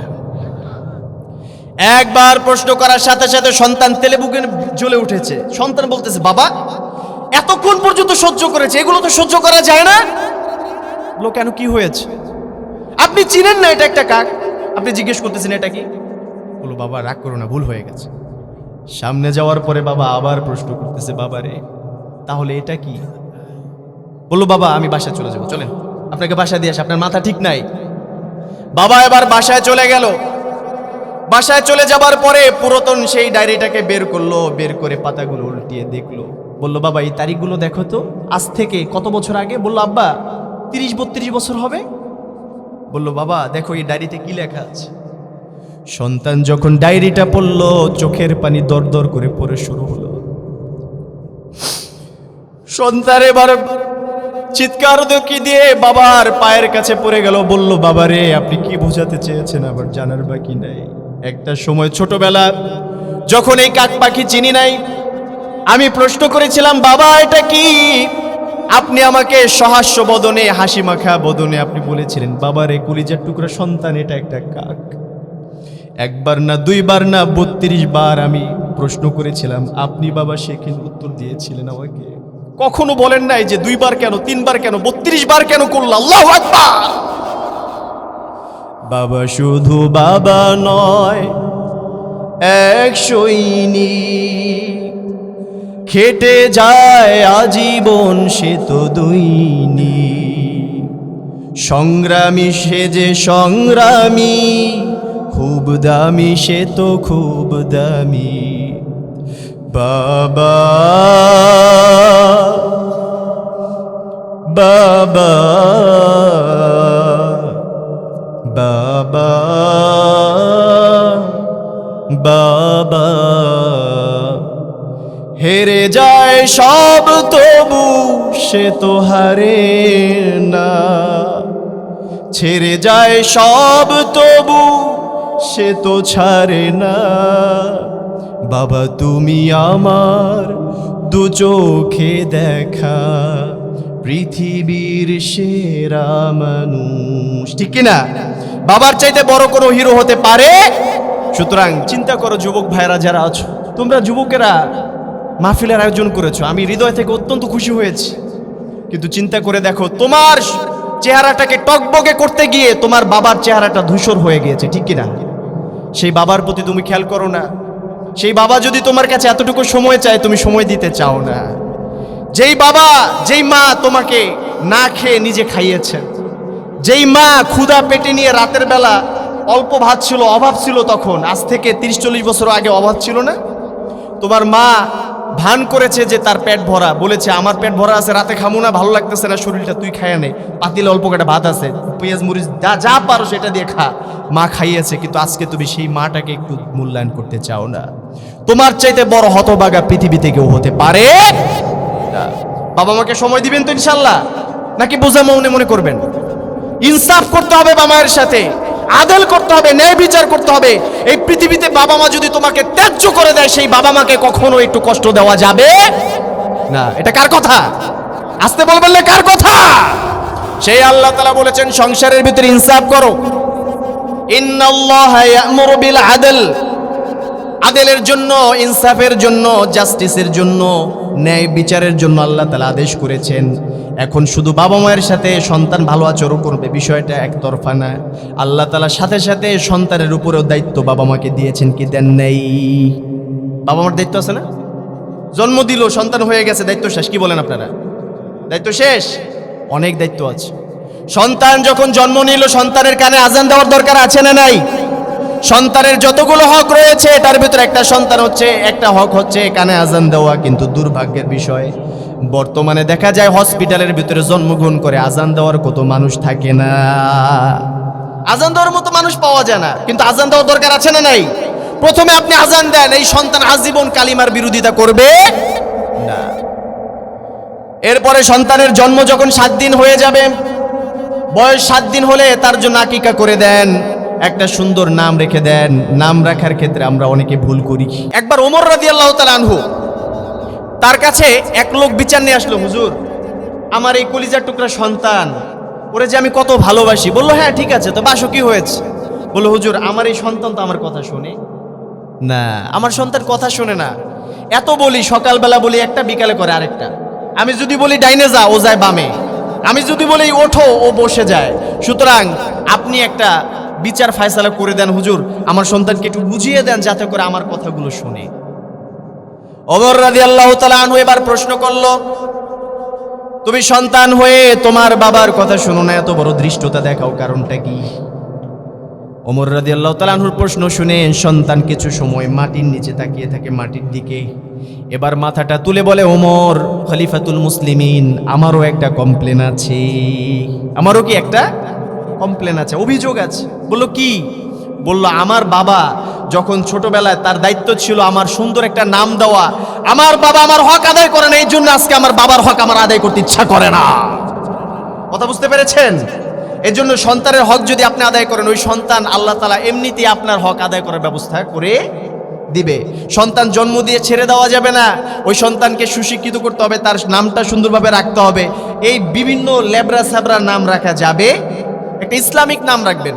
প্রত্যেকটা মসজিদে ইমাম আছে না? সন্তান হয়েছে, ইমামের কাছে চলে যান, ইমাম সাহেবকে গিয়ে শ্রদ্ধের সাথে বলেন, হুজুর আমার কলিজার টুকরা সন্তানটার জন্য একটা নাম ভালো করে বাছাই করে দেন। হুজুর একটা সুন্দর নাম রেখে দিল, এটাতে কি আপনার লোকসান হয়েছে? লাভ হয়েছে না? তাহলে পারিবারিক ইনসাফ, আদেল যদি পরিবারের ভিতর প্রতিষ্ঠা করতে হয়, যদি ন্যায় বিচার পরিবারে করতে হয়, তাহলে আপনার সন্তানটাকে সুন্দর একটা নাম দেওয়ার দরকার আছে না নেই? সন্তানের এই হকগুলো যখন আদায় করবেন, ছোটবেলায় যদি সন্তানকে কোরআনের শিক্ষা দিয়ে দেন, ছোটবেলায় যদি সন্তানকে সূরা কেরাত শিক্ষা দেন, তাহলে দেখবেন যে সন্তানটাকে ছোটবেলায় আল্লাহর সাথে পরিচয় করিয়ে দিলেন, সেই সন্তান বড় হয়ে কখনো আপনাকে ভুলে যাবে। কথা বলেন? আপনাকে ভুলবে না। কিন্তু এই সন্তানের সাথে এখনই আল্লাহর সাথে পরিচয় করায় দেন নাই, এখন যেমন সে আল্লাহকে চেনে না, বড় হলে আপনাকে চিনবে না, আপনার স্থান হবে বৃদ্ধাশ্রম। কথা বুঝতে পেরেছেন? সন্তানকে কোরআনের শিক্ষা দিবেন তো ইনশাআল্লাহ। এটা ইনসাফের আরেকটা দিক বললাম। ইনসাফের এবার আরেকটা দিকে আসেন, সেটা হচ্ছে স্বামী স্ত্রীর মাঝে ইনসাফের বর্তমানে বড় অভাব। ন্যায় বিচার করে না। স্বামী মনে করে আমি তো সিংহ পুরুষ, যদি নারীর কায়দা মতো পিটাইতে পারি, পিঠের উপরে যদি 4-5টা ঘা দিতে পারি, তাইলে মনে আমি বীর পুরুষ, সবাই ভাববে আমার চাইতে বড় আর কে আছে। ঠিক কি না? কিন্তু মা বোনদেরকে মারার জন্য কি আল্লাহ তাআলা বলেছেন? আল্লাহ বলেছেন, ওয়াল্লাতি তাখাফুনা নুশুযাহুন্না ফাইদুহুন্না ওয়াহজুরুহুন্না ফিল মাদাজি ওয়াদরিবুহুন্না। 3টা রুল প্লে করতে হবে, সবাইকে বলতে হবে। কয়টা? 3টা পদ্ধতির বাইরে যাওয়া যাবে। কোন নারী যদি অন্যায় করে, পরক্রিয়া করে, জিনা করে, অথবা কোনো বেয়াদবিমূলক আচরণ করে, যেগুলো আমাদের কাছে ভালো লাগে না, এমন কিছু যদি করে, তাহলে সেই নারীর সম্পর্কে 3টা পদক্ষেপ নিতে হবে। প্রথম হচ্ছে ফাইদুহুন্না। আল্লাহ তাআলা বললেন সূরা মায়েদার আয়াত, আল্লাহ বললেন ফাইজুহুন্না, তোমার স্ত্রী অন্যায় করেছে, তোমার স্ত্রীকে কাছে টেনে নাও, কাছে নিয়ে আদরের সাথে বোঝাও যে তোমার জন্য আমি কত কিছু করি, তোমার জন্য আমি সারাটা দিন মাথার ঘাম পায়ে ফেলে তারপরে রুজি রোজগার করি, এগুলো তো তোমাদের জন্যই করি, তুমি যদি আমার সাথে এমনটা করো, এটা কি উচিত হবে? এভাবে বোঝান। এরপরে যদি কাজ না হয়, আল্লাহ তাআলা দ্বিতীয় স্টেপ নিতে বলেছেন, ওয়াহজুরুহুন্না ফিল মাদাজি। দ্বিতীয় পদক্ষেপটা হলো, তাহলে তোমার নারী তোমার ওয়াজ শুনলো না, তোমার বুঝ মানলো না, তাহলে তার বিছানাটাকে তোমার থেকে আলাদা করে দাও। মা বোনদের একটা বৈশিষ্ট্য হলো, স্বামী যদি একবার আলাদা বিছানা ঘুমায় তাহলে এটা মা বোন মেনে নিতে পারে না, এটা তাদের জন্য অনেক কষ্টের কারণ হয়। তাকে আপনি বলবেন দুইটা চর মারি, সে রাজি হবে, কিন্তু বিছানা আলাদা করলে তার কাছে এটা মেনে নেওয়ার মতো হবে না। আমার রাসূলের পরে আল্লাহ তাআলা শিখিয়ে দিলেন, যদি দ্বিতীয় স্টেপে কাজ না হয় তাহলে একটা ফাইনাল স্টেপ নিতে পারো, সেটা হচ্ছে ওয়াদরিবুহুন্না। তৃতীয়তে গিয়ে মৃদু আঘাত করে, বড় ধরনের আঘাত করা যাবে না, তাও আবার মুখের উপরে করা যাবে না, মানুষের সামনে করা যাবে না। আমাদের একটা বদ অভ্যাস হলো, যখন সন্তানকে শাসন করতে যাই, স্ত্রীকে শাসন করতে যাই, তখন মানুষের সামনে অপমান করে তারপর শাসন করি। এটা ঠিক না। আপনার স্ত্রীকে আপনি শাসন করবেন, তাই বলে কি আপনার শ্বশুর শাশুড়ির সামনে করবেন? কথা বলে না, করবেন? এরপর আপনার স্ত্রীকে আপনার শাসন করতে হবে আপনার নিজের বাবা মার সামনে, তার একটা প্রেস্টিজ আছে না, সম্মান আছে না? আপনি যদি তাকে সবার সামনে একটা চর মারেন আপনার সন্তানের সামনে, আপনার স্ত্রীর মাথাটা নত হয়ে যাবে না? তার সম্মানের কথা চিন্তা করতে হবে। আপনি তাকে ঘরে ডেকে নেন, আস্তে করে মৃদু আঘাত করে বলেন, তুমি এমনটা কেন করতেছো আমার সাথে? মেসোক দিয়ে করতে পারেন, কিন্তু এমন মার দেওয়া যাবে না পরের দিন ফাইটা ফুইটা শরীর দিয়ে রক্ত বের হয়ে গেছে, এমন মারা যাবে? ওই যে একটা গল্প শুনেছিলেন না, যে এক স্ত্রী স্ত্রীকে মারতেছে, স্বামী কায়দা মতো পিটাইতেছে, পিটাইতে যখন দেখে ছাড়ে না, তখন স্ত্রী একটা প্রশ্ন করলো, স্বামী রে, আপনি কি আমারে সংসার করতে দিবেন না, রাখবেন না? ভাই, মায়ের স্টাইলে কি তুমি বোঝো না? কথা বুঝতে পেরেছেন? সুতরাং এরকম মারা যাবে, ইসলাম এটাকে সাপোর্ট করে না। আপনার স্ত্রীর সাথে ভালো আচরণ করে। আপনি একটু চিন্তা করেন তো, আপনি স্বামী হিসেবে হয়তো বা বাহিরে অনেক অবদান রাখেন, কিন্তু সারা দিন পরে এই মেয়েটা তার বাবা, তার মা, ভাই বোন সবাইকে ছেড়ে আপনার ঘরে এসেছে একজন স্ত্রী হিসেবে, সে তো আপনার মুখের দিকে তাকিয়ে আছে। আপনি যদি এখন তার প্রতি অত্যাচার করেন, আপনি যদি এখন তার উপরে নির্মম নির্যাতন চালান, তাহলে দেখা যাবে আল্লাহর তরফ থেকে বরকতগুলো নষ্ট হয়ে যাচ্ছে। আবার একজন স্ত্রীকেও খেয়াল করতে হবে, স্বামীর প্রতি তার দরকার কিছু অধিকার রক্ষা করা দরকার আছে না নেই? স্বামীর প্রতি অধিকার রক্ষা করতে হবে। যেমন স্বামীকে সবসময় কনিতাত হিসেবে পরিচয় দিতে হবে। আল্লাহ বলেছেন যে স্বামীকে সবসময় অনুগত বান্দি হিসেবে চেষ্টা করতে হবে। যদি হারাম কাজে আপনাকে না বলে, তাহলে স্বামী যেটা বলে সেটা শোনার চেষ্টা করতে হবে। কারণ আল্লাহ রাসূল বলেছেন, আইয়ুমাম রাআতান, কোন নারী যদি মৃত্যুবরণ করে, মাতাত, এবং তার স্বামী যদি ওই অবস্থায় যাওজাহা রাদিন, তার উপরে তার স্বামী খুশি, এই অবস্থায় যদি কোনো নারী ইন্তেকাল করে, আল্লাহ তাআলা বলেছেন দাখলাতিল জান্নাহ, ওই নারীর জান্নাত কেউ ঠেকিয়ে রাখতে পারবে না। সুবহানাল্লাহ। তাহলে মা বোনেরা, স্বামীকে কষ্টটা কম দেন। এই স্বামী সকালবেলা বের হয় আপনার জন্য, সন্ধ্যার সময় কাদা মাখা শরীর নিয়ে তারপরে কামব্যাক করে, জমিন থেকে আসে, এসে একটু বিশ্রাম নেয়, এই অবস্থায় যদি আপনি মানসিক প্রেশার দেন, আরেকজন সম্পর্কে নালিশ দেওয়া শুরু করেন, একের পর এক মানসিক যন্ত্রণা দেন, তাহলে এই স্বামীর উপরে জুলুম হয়ে যাবে, আল্লাহ তাআলার আরশ কেঁপে যাবে। এটা কি করা যাবে নাকি? এই জন্য আমাদের সব সময় খেয়াল রাখতে হবে, মা বোনেরা, আপনার স্বামী যেমন তার জীবনটাকে আপনার জন্য বিলীন করে দিচ্ছে, আপনার স্বামীর জন্য আপনারও ওই রকম কিছু করার দরকার আছে না নেই? সংসারের ভিতরে ইনসাফ কায়েম করতে হবে। যুবক ভাইরা যারা আছো, এই যে মসজিদের ভিতরে অনেক সময় ইমাম নিয়োগ হয় না, মসজিদের কমিটি নিয়োগ হয় না, কথা বলেন না কেন আপনারা? প্রত্যেকটা মসজিদে কমিটি থাকে, কিন্তু অধিকাংশ মসজিদের কমিটি হচ্ছে ঘুষখোর, অধিকাংশ মসজিদের কমিটি সুদখোর, অধিকাংশ মসজিদের কমিটি হচ্ছে জালেম। কিন্তু সবাই একরকম। এই যে আমাদের এই মসজিদে কাকা মনে হয় যা দেখতেছে বর্তমানে আলেম মানুষ, আলহামদুলিল্লাহ, বলেন আলহামদুলিল্লাহ। আমি চাই যে আপনারাও সব সময় এই মসজিদেও যখন আজীবন কমিটি রাখা লাগবে, সব সময় যে ব্যক্তি যোগ্য তাকে আপনারা সিলেক্ট করবেন, অযোগ্য মানুষকে সিলেক্ট করা যাবে। আল্লাহ রাসূল সাল্লাল্লাহু আলাইহি ওয়াসাল্লামের কাছে একবার আবু যর রাদিয়াল্লাহু তাআলা আনহু, তার অনেক আদরের মানুষ ছিল তো, এসে বলল, হুজুর আমার একটা আবদার আছে। বলল, কি আবদার? বলো আমাকে। বলে, হুজুর সবাইকে তো সব জায়গায় দায়িত্ব দিয়েছেন, আমারে কোন জায়গায় দায়িত্ব দেন না, আমাকে একটা রাজ্য পরিচালনা করার দায়িত্ব দেন, আমি দেখি চালাতে পারি কিনা। এই কথা বলার পরে আল্লাহর হাবিব সাল্লাল্লাহু আলাইহি ওয়াসাল্লাম মুস্কি হেসে দিলেন। আমার নবী সাল্লাল্লাহু আলাইহি ওয়াসাল্লাম মুস্কি হেসে দিলেন, আবু যরের দিকে তাকিয়ে এবার বললেন, আবু যর রে, তোমাকে আমি অন্যান্যদের মতো তোমাকে দায়িত্ব দিতে পারতাম, কিন্তু একটা প্রতিষ্ঠান অথবা রাষ্ট্র পরিচালনা করতে গেলে যেই মেজাজ দরকার হয়, যেই শক্ত মনোভাব দরকার হয়, সেই জিনিসটা তোমার ভিতরে নাই। এই জন্য আমার কাছে মনে হয়েছে এই কাজের জন্য তুমি যোগ্য না। অযোগ্য মানুষকে আমি যোগ্যতার জায়গায় কখনো নির্বাচন করি না। সুবহানাল্লাহ। তার মানে হচ্ছে যে যেখানে পারফেক্ট তাকে সেখানে দেওয়ার দরকার আছে না নাই? আপনি ধরেন একটা, আপনাদের এলাকায় কি যেটা দিলে বোঝা যায়, ধরেন একটা কোদাল বানাবেন, গ্রামে কোদাল খুব প্রসিদ্ধ, কোদাল চিনুন তো আপনারা। এখন কোদাল বানাবেন, কোদাল বানানোর জন্য মসজিদের ইমামের কাছে আসছেন, হুজুর এই কোদালটা বানায় দেন। হুজুর কি বানাইতে পারবে? যাইতে হবে কার কাছে? কামারের কাছে যাইতে হবে না? আবার ধরেন একটা মাসালা জানা দরকার, কোরআন হাদিস থেকে একটা ইনফরমেশন জানা দরকার, আপনি কি কামারের কাছে যাবেন নাকি হুজুরের কাছে যাবেন? হুজুরের কাছে যাবেন না? তার মানে হচ্ছে যে ব্যক্তি যেখানে দরকার তাকে সেখানে দিতে হবে। মসজিদ কমিটি যদি একজন আলেম থাকে, সেখানে যদি জানলেওয়ালা মানুষ থাকে, ভদ্র মানুষ থাকে, সেই মানুষটা জানবে এই মসজিদকে কিভাবে আবাদ করতে হয়। আর যদি মসজিদে অজান্তে মানুষ থাকে, যে জীবনে নিজেই নামাজ পড়তে পারে না, সে কিভাবে মসজিদ চালাবে আমাকে বলেন? চালাতে পারবে? আবার মসজিদে আরেকটা ভুল আমরা করি, সেটা কি করি? মসজিদে যখন কালেকশন শুরু করি তখন হালাল হারাম এগুলো বাছাই কোনো করি। এই ক্ষেত্রে আদেল করতে হবে, ইনসাফ করতে হবে। খালি আদেলের ওয়াজ বাইরে করলে হবে না, মসজিদের ভিতরে ঢোকানোর দরকার আছে না নাই? আল্লাহ তাআলা বলেছেন, মা কানা লিল মুশরিকিনা আন ইয়া'মুরু মাসাজিদাল্লাহি মান আমানা বিল্লাহি ওয়াল ইয়াউমিল আখির ওয়া জাহাদা ফি সাবিলিল্লাহি লা ইয়াস্তাউনা ইনদাল্লাহ। আল্লাহ তাআলা বলেছেন 5টি বৈশিষ্ট্য যদি থাকে ওই ব্যক্তি মসজিদ পরিচালনা করতে পারবে। সুবহানাল্লাহ বলবেন না? মান আমানা বিল্লাহ, যে ব্যক্তি আল্লাহর উপরে ঈমান রাখে, মানে আল্লাহতে বিশ্বাস রাখে যে আল্লাহ তাআলা আমাদেরকে সাহায্য করবেন, পৃথিবীর মানুষকে ভয় করে মসজিদ চালাবো না, আল্লাহর উপরে ভয় করে মসজিদ চালাবো। যখন কেউ এই চিন্তা করে তাকে দিয়ে মসজিদ চালানো যাবে, এটা হলো তার প্রথম বৈশিষ্ট্য। দ্বিতীয় বৈশিষ্ট্য থাকবে মান আমানা বিল্লাহি ওয়াল ইয়াউমিল আখির, কিয়ামতের বিষয়ের উপরে, কিয়ামতের উপরে তাকে যে পরকালে হিসাব দিতে হবে এটার উপরে বিশ্বাস করা দরকার আছে না? ওয়া কামাস সালাহ, শুধু মসজিদের দায়িত্ব নিলে হবে না, নামাজ কায়েম করতে হবে মসজিদের ভিতরে, ঠিক কি না? মসজিদের দায়িত্ব নিলাম, এখন এলাকায় মানুষ নামাজে আসে না, একজন হয় আমার উপর রাগ করে আসে না, আরেকজনের উপর আসে না। এখন ওই জায়গায় গিয়ে আমি কোনো ভূক্ষেপ করলাম না, আমি মনে মনে চিন্তা আমি তো 5 ওয়াক্ত নামাজ পড়তেছি, জান্নাতে যাওয়া যাবে?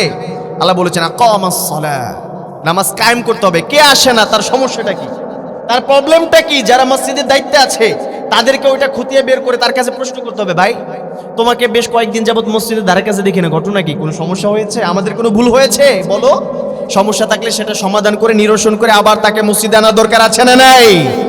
এরপরে ওয়াতাজ যাকাত, যদি যাকাত ফরজ হয়ে যায়, যেমন মাসুদ কাকাকে আমি এখানে থাকা অবস্থায় দেখেছি, আলহামদুলিল্লাহ উনি এলাকায় যথেষ্ট চেষ্টা করেছেন, ওনার তরফ থেকে সাহায্য যতটুকু করা যায় এখনো করে, কি করে না? করে নাকি? ইনশাল্লাহ এখন গ্রামে করেন না কাকা? ইনশাল্লাহ গ্রামে চেষ্টা করে, আল্লাহ তাআলা কবুল করুক, আমিন।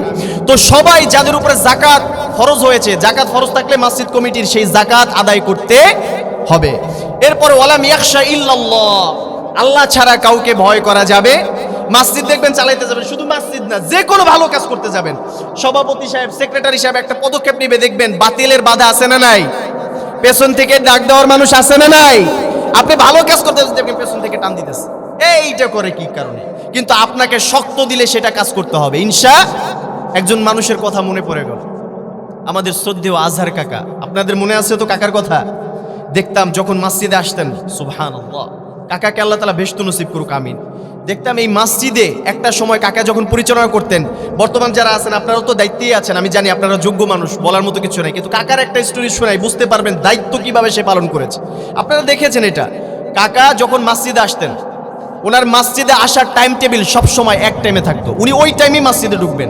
এটা হলো দুনিয়ার যেখানে যাওয়ার আগে বলে যাবে যে আমি এখানে এই ওয়াক্ত থাকতে পারবো না, আমাকে একটু ছুটি দিতে হবে ইমাম সাহেব, অথচ ছুটি চাওয়ার কোনো দরকার ছিল না। পরের ওয়াক্তে এসে জিজ্ঞেস করতো কিছু কি লাগবে, কোনো কিছু প্রয়োজন হয়েছিল, আমি তো ছিলাম না, তখন সে ওইটা অনুযায়ী ব্যবস্থা নিতেন। 2টা তাওয়েল কিনতেন, মসজিদের বারান্দা একটা, ভেতরে আরেকটা, 2টা তাওয়েল কিনতেন, 2টা গামছা কিনতেন, 2টা গামছা দিয়ে 2 জায়গায় পুছতেন নিজ হাতে। প্রতি শুক্রবার জুমার দিন নিজ হাতে মসজিদের সবকিছু ঘষে ঘষে পরিষ্কার করতেন। সুবহানাল্লাহ বলবেন না? কেমন মানুষ ছিলেন! আমি বলতাম কাকা আপনি মুরব্বী মানুষ, আপনি এই দায়িত্বটা আমাকে দেন, আমি ওই সময় ছাত্র ছিলাম, আমি করি। কাকায় বলল হেসে যে তাওহীদ, দুনিয়ায় আমি তেমন কিছু করতে পারি নাই, কিন্তু এই মসজিদের জন্য যতটুকু করে যাব, হয়তো বা আল্লাহ তাআলা এটার উসিলা যদি আমারে মাফ করে, আমি তো মসজিদের একজন খাদেম, আমি সেক্রেটারি হয়েছি, কি হয়েছে, আমিও তো মসজিদের খেদমত করব না, সুতরাং আমার দায়িত্ব আমাকে পালন করতে দাও। এমন মন মানসিকতা ছিল। দেখছেন মসজিদের যারা দায়িত্বে থাকে তাদের দায়িত্বটা কেমন হওয়া উচিত। এরপরে কাকাকে দেখতাম সে যখন ডিসিশন নিতেন, অনেক বিরুদ্ধে মানুষ ছিল, সে যদি কিছু বলতো অনেকে শুনতো, আলহামদুলিল্লাহ বেশিরভাগ মানুষ, কিছু মানুষ ভুল বুঝে ওটার বিরোধিতাও করেছে।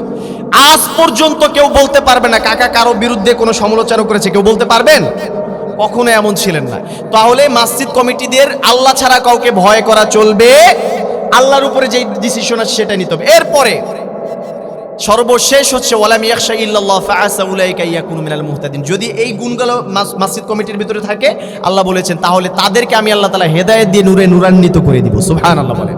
আল্লাহ তাআলা এই জন্য কোরআনে বলেছিলেন ইন্নাল্লাহা ইয়া'মুরু বিল আদল। বান্দারে শুধুমাত্র সমাজের মধ্যে আদেল কায়েম করলে হবে না, ন্যায় বিচারটাকে শুধুমাত্র সমাজে রাখলে হবে না, দেশের মধ্যে রাখলে হবে না। ন্যায় বিচার শুরু করতে হবে তোমার নিজের ঘরের ভিতর থেকে, তোমার মসজিদের থেকে।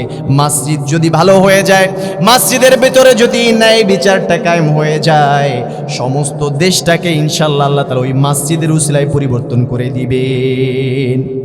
একযোগে আমাদের মসজিদগুলোতে সাধারণত যখন মেম্বারে খুতবা দেই আমরা, একই সময় সারা বাংলাদেশে সব মেম্বারে খুতবা হয় না, প্রত্যেকটা মেম্বার থেকে হাজারো মানুষ ওত পেতে তাকিয়ে থাকে যারা ইমাম সাহেবরা আছেন। আমরা কি ইমামরা যারা আছে আমরা কি ইনসাফ করতে পারি কিনা, এটা আমাদের প্রশ্ন করা দরকার। এখানে অনেক আইম্মাতুল মাসাজিদ থাকবেন, আমি আমার নিজের জন্য এটা বলতেছি, আপনারা করেন হয়তো বা আমি পারি না।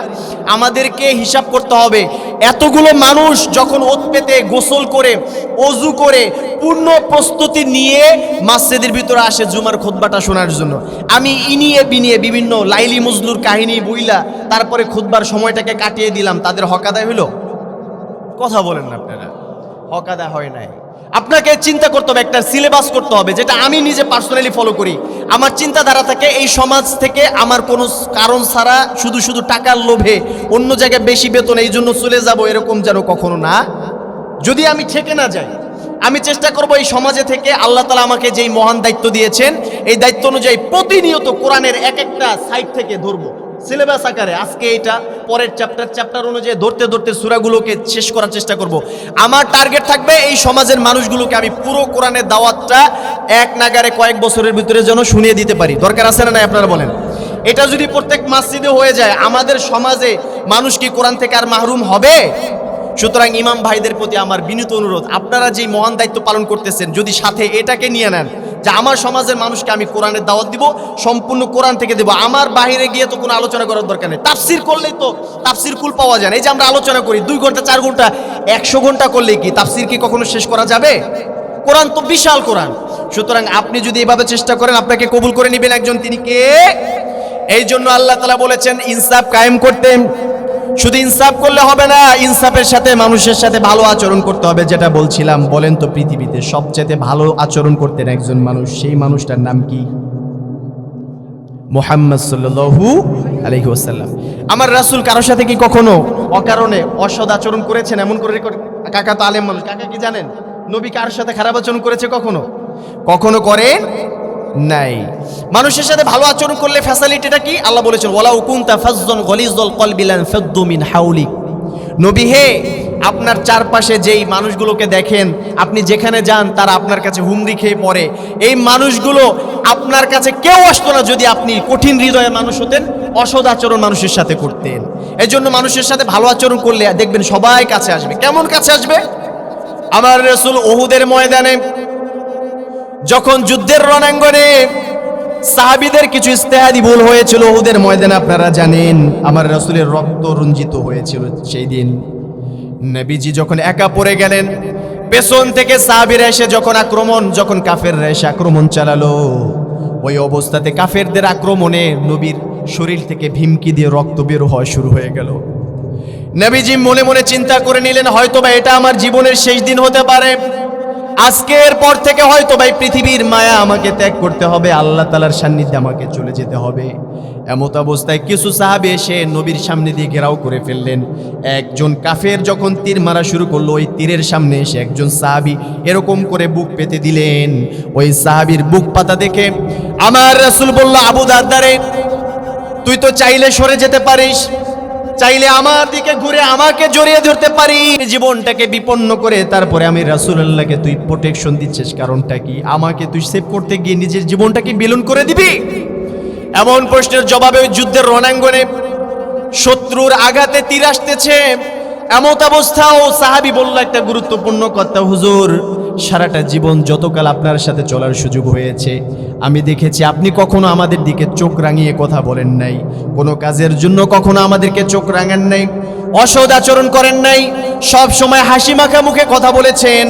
আমরা আপনার সহকারী হিসেবে বিভিন্ন সময় ভুল করে ফেলেছি, সেই ভুলটার দিকে কখনো কর্ণপাত লক্ষ্যপাত করেন নাই, কখনো খেয়াল করেন নাই, আমাদেরকে ক্ষমার দৃষ্টিতে দেখেছেন, আমাদের সাথে ভালো আচরণ করেছেন। নবী হে, আমরা শুধুমাত্র জীবনটা না আপনার জন্য কলিজাটা কেটে আপনার সামনে পেশ করতে পারি। যুদ্ধের পরে উহুদের মাঠে ইতিহাসে পাওয়া যায় যে ওই সাহাবীর লাশ পাওয়া গিয়েছিল। আল্লাহর রাসূল গিয়ে দেখলেন সেখানে প্রায় 70 থেকে 80টা তীর তার শরীরের ভিতরে বেঁধা ছিল। আল্লাহর হাবিব চোখের পানি ছেড়ে দিলেন। আমার নবী সাহাবীদেরকে ডেকে বললেন, ও সাহাবীরা রে, এই মানুষটাকে তোমরা গোসল করাবে না, সে যেভাবে করে রক্তাক্ত অবস্থায় রয়েছে ঠিক এই অবস্থাতে তাকে দাফন করা হবে। আমি দেখতে পেলাম জান্নাত থেকে আল্লাহর তরফ থেকে ফেরেশতারা সেই সাহাবীকে গোসল করিয়ে দিয়েছে, জান্নাতি পানি দিয়ে তাকে গোসল করানো হয়েছে। আল্লাহর তরফ থেকে আদেশ এসেছে তার গোসলটা যেন আমরা দুনিয়াতে না করাই, কিয়ামতের ময়দানে যখন আল্লাহ তাআলা সব শহীদদেরকে সম্মানিত করবেন, ওই সম্মানের খাতায় আল্লাহ তাআলা এই সাহাবীকে সবার আগে উঠিয়ে সম্মানিত করবেন। সুতরাং চিন্তা করে দেখেন, নবীজি মোহাব্বত করতেন সাহাবীদেরকে, সাহাবী মোহাব্বত করতেন নবী সাল্লাল্লাহু আলাইহি ওয়াসাল্লামকে। সম্পর্কটা যদি এমন মধুর হয়ে যায় আর কোনো সমস্যা থাকবে? এখন আপনার সহকারী সে তো ভুল করতে পারে, আপনার জ্ঞান, আমি এই কথাটা প্রায়শই বলি বোঝানোর জন্য। অনেক সময় আমরা মসজিদে বিভিন্ন জায়গায় দায়িত্ব থাকি, অনেক মুসল্লির বা কমিটির একটা থাকে, হুজুর আপনি যেমন চলেন আপনার খাদেম সাহেব মুয়াজ্জিন সাহেব এমনি চলে না কেন, একটা কমপ্লেইন থাকে। আমি তাদেরকে একটা কথা বলি, ভাই আমার যে নলেজ আল্লাহ তাআলা দিয়েছেন আর ওই খাদেম সাহেবকে যেটা দিয়েছেন, সে যদি এরকম নলেজ ওলা হতো তাহলে তো সে ইমাম হতো, সে তো খাদেম হতো না। তাহলে আপনার হিসাব করতে হবে, আপনি যেহেতু আপনার আওতায় একজন সহকারী আছে তার সাথে আপনি অসদাচরণ করতে যাবেন কেন? আপনাকে মনে মনে চিন্তা করতে হবে যে তাকে ক্ষমা করতেই হবে, সে তো ভুল করবে, এই জন্য তো সে আমার আন্ডারে, না হলে তো আমি তার আন্ডারে থাকতাম। কথা বুঝতে পেরেছেন? এই জন্য অসদাচরণ করা যাবে, কারোর সাথে আমরা অসৎ আচরণ করবো না। আর যুবকরা তো কথা দিয়েছে ওরা নামাজ আদায় করবে, মসজিদে সবার সাথে ভালো আচরণ করবে। আপনারা যদি ওদেরকে কাছে টেনে নেন তাহলে এটা আপনাদের জন্য প্লাস পয়েন্ট।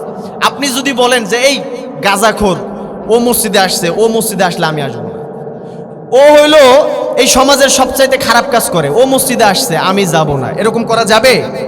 একটা মন্দ মানুষও যদি আপনার কাছে আসে আপনি তাড়িয়ে দিতে পারেন না, আপনি তাকে কাছে টেনে নেন, কারণ সে হয়তোবা তার সমস্ত ভুলের জন্য তওবা করেছে, আল্লাহ তাআলা তাকে মাফ করতে পারেন না? আল্লাহ বলেছেন, মান তাবা লিল্লাহ ইউবাদদিলুল্লাহু সাইয়্যাতিহিম হাসানাত। যখন কোনো ব্যক্তি আল্লাহর জন্য তওবা করে, আল্লাহর দিকে ফিরে আসে, যদি আল্লাহর কাছে কেউ ফিরে আসে হাজারো গুনাহ করার পরে একবার আল্লাহ বলে ডাক দেয়, তাহলে আল্লাহ বলেন ওই বান্দাকে আমি আল্লাহ তাআলা তওবা করার কারণে মাফ তো করবই, সেই সাথে তার সমস্ত জীবনের মন্দ কাজগুলোকে আমি আল্লাহ তাআলা সওয়াবে পরিণত করে দিব। তাহলে ওই ব্যক্তির ধরেন অনেক খারাপ কাজ করছে জীবনে, জেনা করেছে, চুরি করেছে, ডাকাতি করেছে, সন্ত্রাসী করেছে, এখন সে হঠাৎ বুঝতে পারলো যাহারে আমার জীবনে তো সময় চলে গেল, সময় তো আর বেশি দিন বাকি নাই, কত মানুষ চোখের সামনে দিয়ে চলে গেল, আমার ভুল হয়ে গেছে, আমি এখন থেকে আল্লাহর ইবাদত করতে চাই, আমি এখন থেকে আল্লাহর জন্য দুনিয়া বাঁচতে চাই, আল্লাহর ইবাদত করেই বাঁচতে চাই। এই কথা ভেবে যদি কেউ মসজিদে আসে, আমার কোনো অধিকার আছে ওই মানুষটাকে আমি ফিরিয়ে দিব, ওই মানুষটাকে ঘাট ধাক্কা দিব, আমার কোনো অধিকার আছে? এই জন্য আমাদেরকে বিষয়টা খেয়াল করতে হবে। ইনশাআল্লাহ এটা করবেন তো আপনারা সমাজবাসী যারা আছেন, কাউকে আমরা দূরে ঠেলে দিব না। কারণ একটা মরুভূমিতে ধরেন, মরুভূমিতে যারা গিয়েছেন তারা জানেন, আরব অঞ্চলে মরুভূমি কিন্তু অনেক দূর পর্যন্ত গড়ায়। ওই অবস্থাতে একজনের উট হারায় গেছে, এখন বাহন ছিল একমাত্র উট। এখন উট হারানোর পরে ওই ব্যক্তি চিন্তিত হয়ে যাবে না? হঠাৎ করে দেখলো কোনো কারণে তার সামনে সেই উটটা আবার ফিরে এসছে, সুবহানাল্লাহ বলবেন না? ওই ব্যক্তি অনেক খুশি হবে না?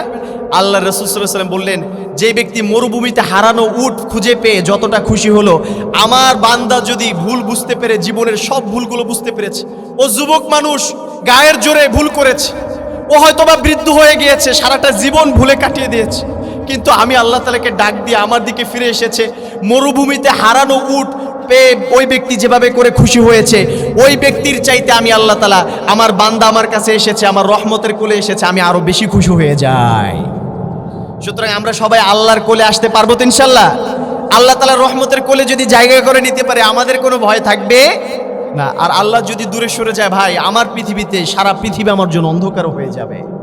এই পৃথিবী সবাই আমাকে ভুলে যাবে। আমি মরে গেলে কেউ আমাকে খেয়াল করবে না, কেউ লক্ষ্য করবে না যে আমার নাম কয়জন জানে। আমার ছেলে হয়তো বা আমার নাম বলবে, আমার নাতি বলতে পারে, কিন্তু এরপর একটা সময় দেখা যাবে এই মসজিদ যারা জায়গা দিয়ে গেছে এর সবার নাম আপনারা কি জানেন? আমি তো জানি না। একটা সময় দেখা যাবে যারা আছে, আমরা যারা আছে, আজ থেকে 50 বছর পর, 60 বছর পর আমাদের নাম কেউ নিবে না। ধরেন আপনার নাম বর্তমানে যে জানে, আপনি বলেন তো, আপনি আপনার বাবার নাম জানেন, দাদার নাম জানেন না? দাদার বাবার নাম জানেন বা তার দাদার নাম জানেন, কিন্তু তার দাদার নাম কি আপনি জানেন? তার মানে হচ্ছে অদূর ভবিষ্যতে একটা সময় আসবে যে আমার নাম একজনে জানে, ঠিক আছে, কিন্তু আমার ছেলের পরে যে আসবে সে তার বাবার জন্য দোয়া করবে, কিন্তু আমার জন্য দোয়া করবে। আপনি যখন দোয়া চাইতে আসেন, সর্বপ্রথম এটা বলেন না দাদা দাদির জন্য দোয়া করেন, আগে এসে বলেন যে হুজুর বাবা মায়ের জন্য দোয়া করবেন, এটা বলেন কিনা? তার মানে হচ্ছে প্রিয় ভাইয়েরা, এই পৃথিবীতে আমাদের কোনো কিছু স্থায়িত্ব নাই, আমাদের নামেরও স্থায়িত্ব নাই, কামেরও কোনো স্থায়িত্ব নাই। আল্লাহ যদি কাউকে ধন্য করেন তার জন্য সারা পৃথিবী দোয়া করবে। কিন্তু মা বোনেরা, বাবারা, ভাইয়েরা যারা আছেন, এখন থেকে আমরা আল্লাহর পথে ফিরে আসব। আল্লাহর এই কোরআনটাকে যদি আঁকড়ে ধরতে পারি, জীবনে আর কোনো চিন্তা থাকবে। কত মানুষ হাজারো পাপ করার পরে একবার ফিরে এসেছে, আল্লাহ মাফ করেছেন না বলেন?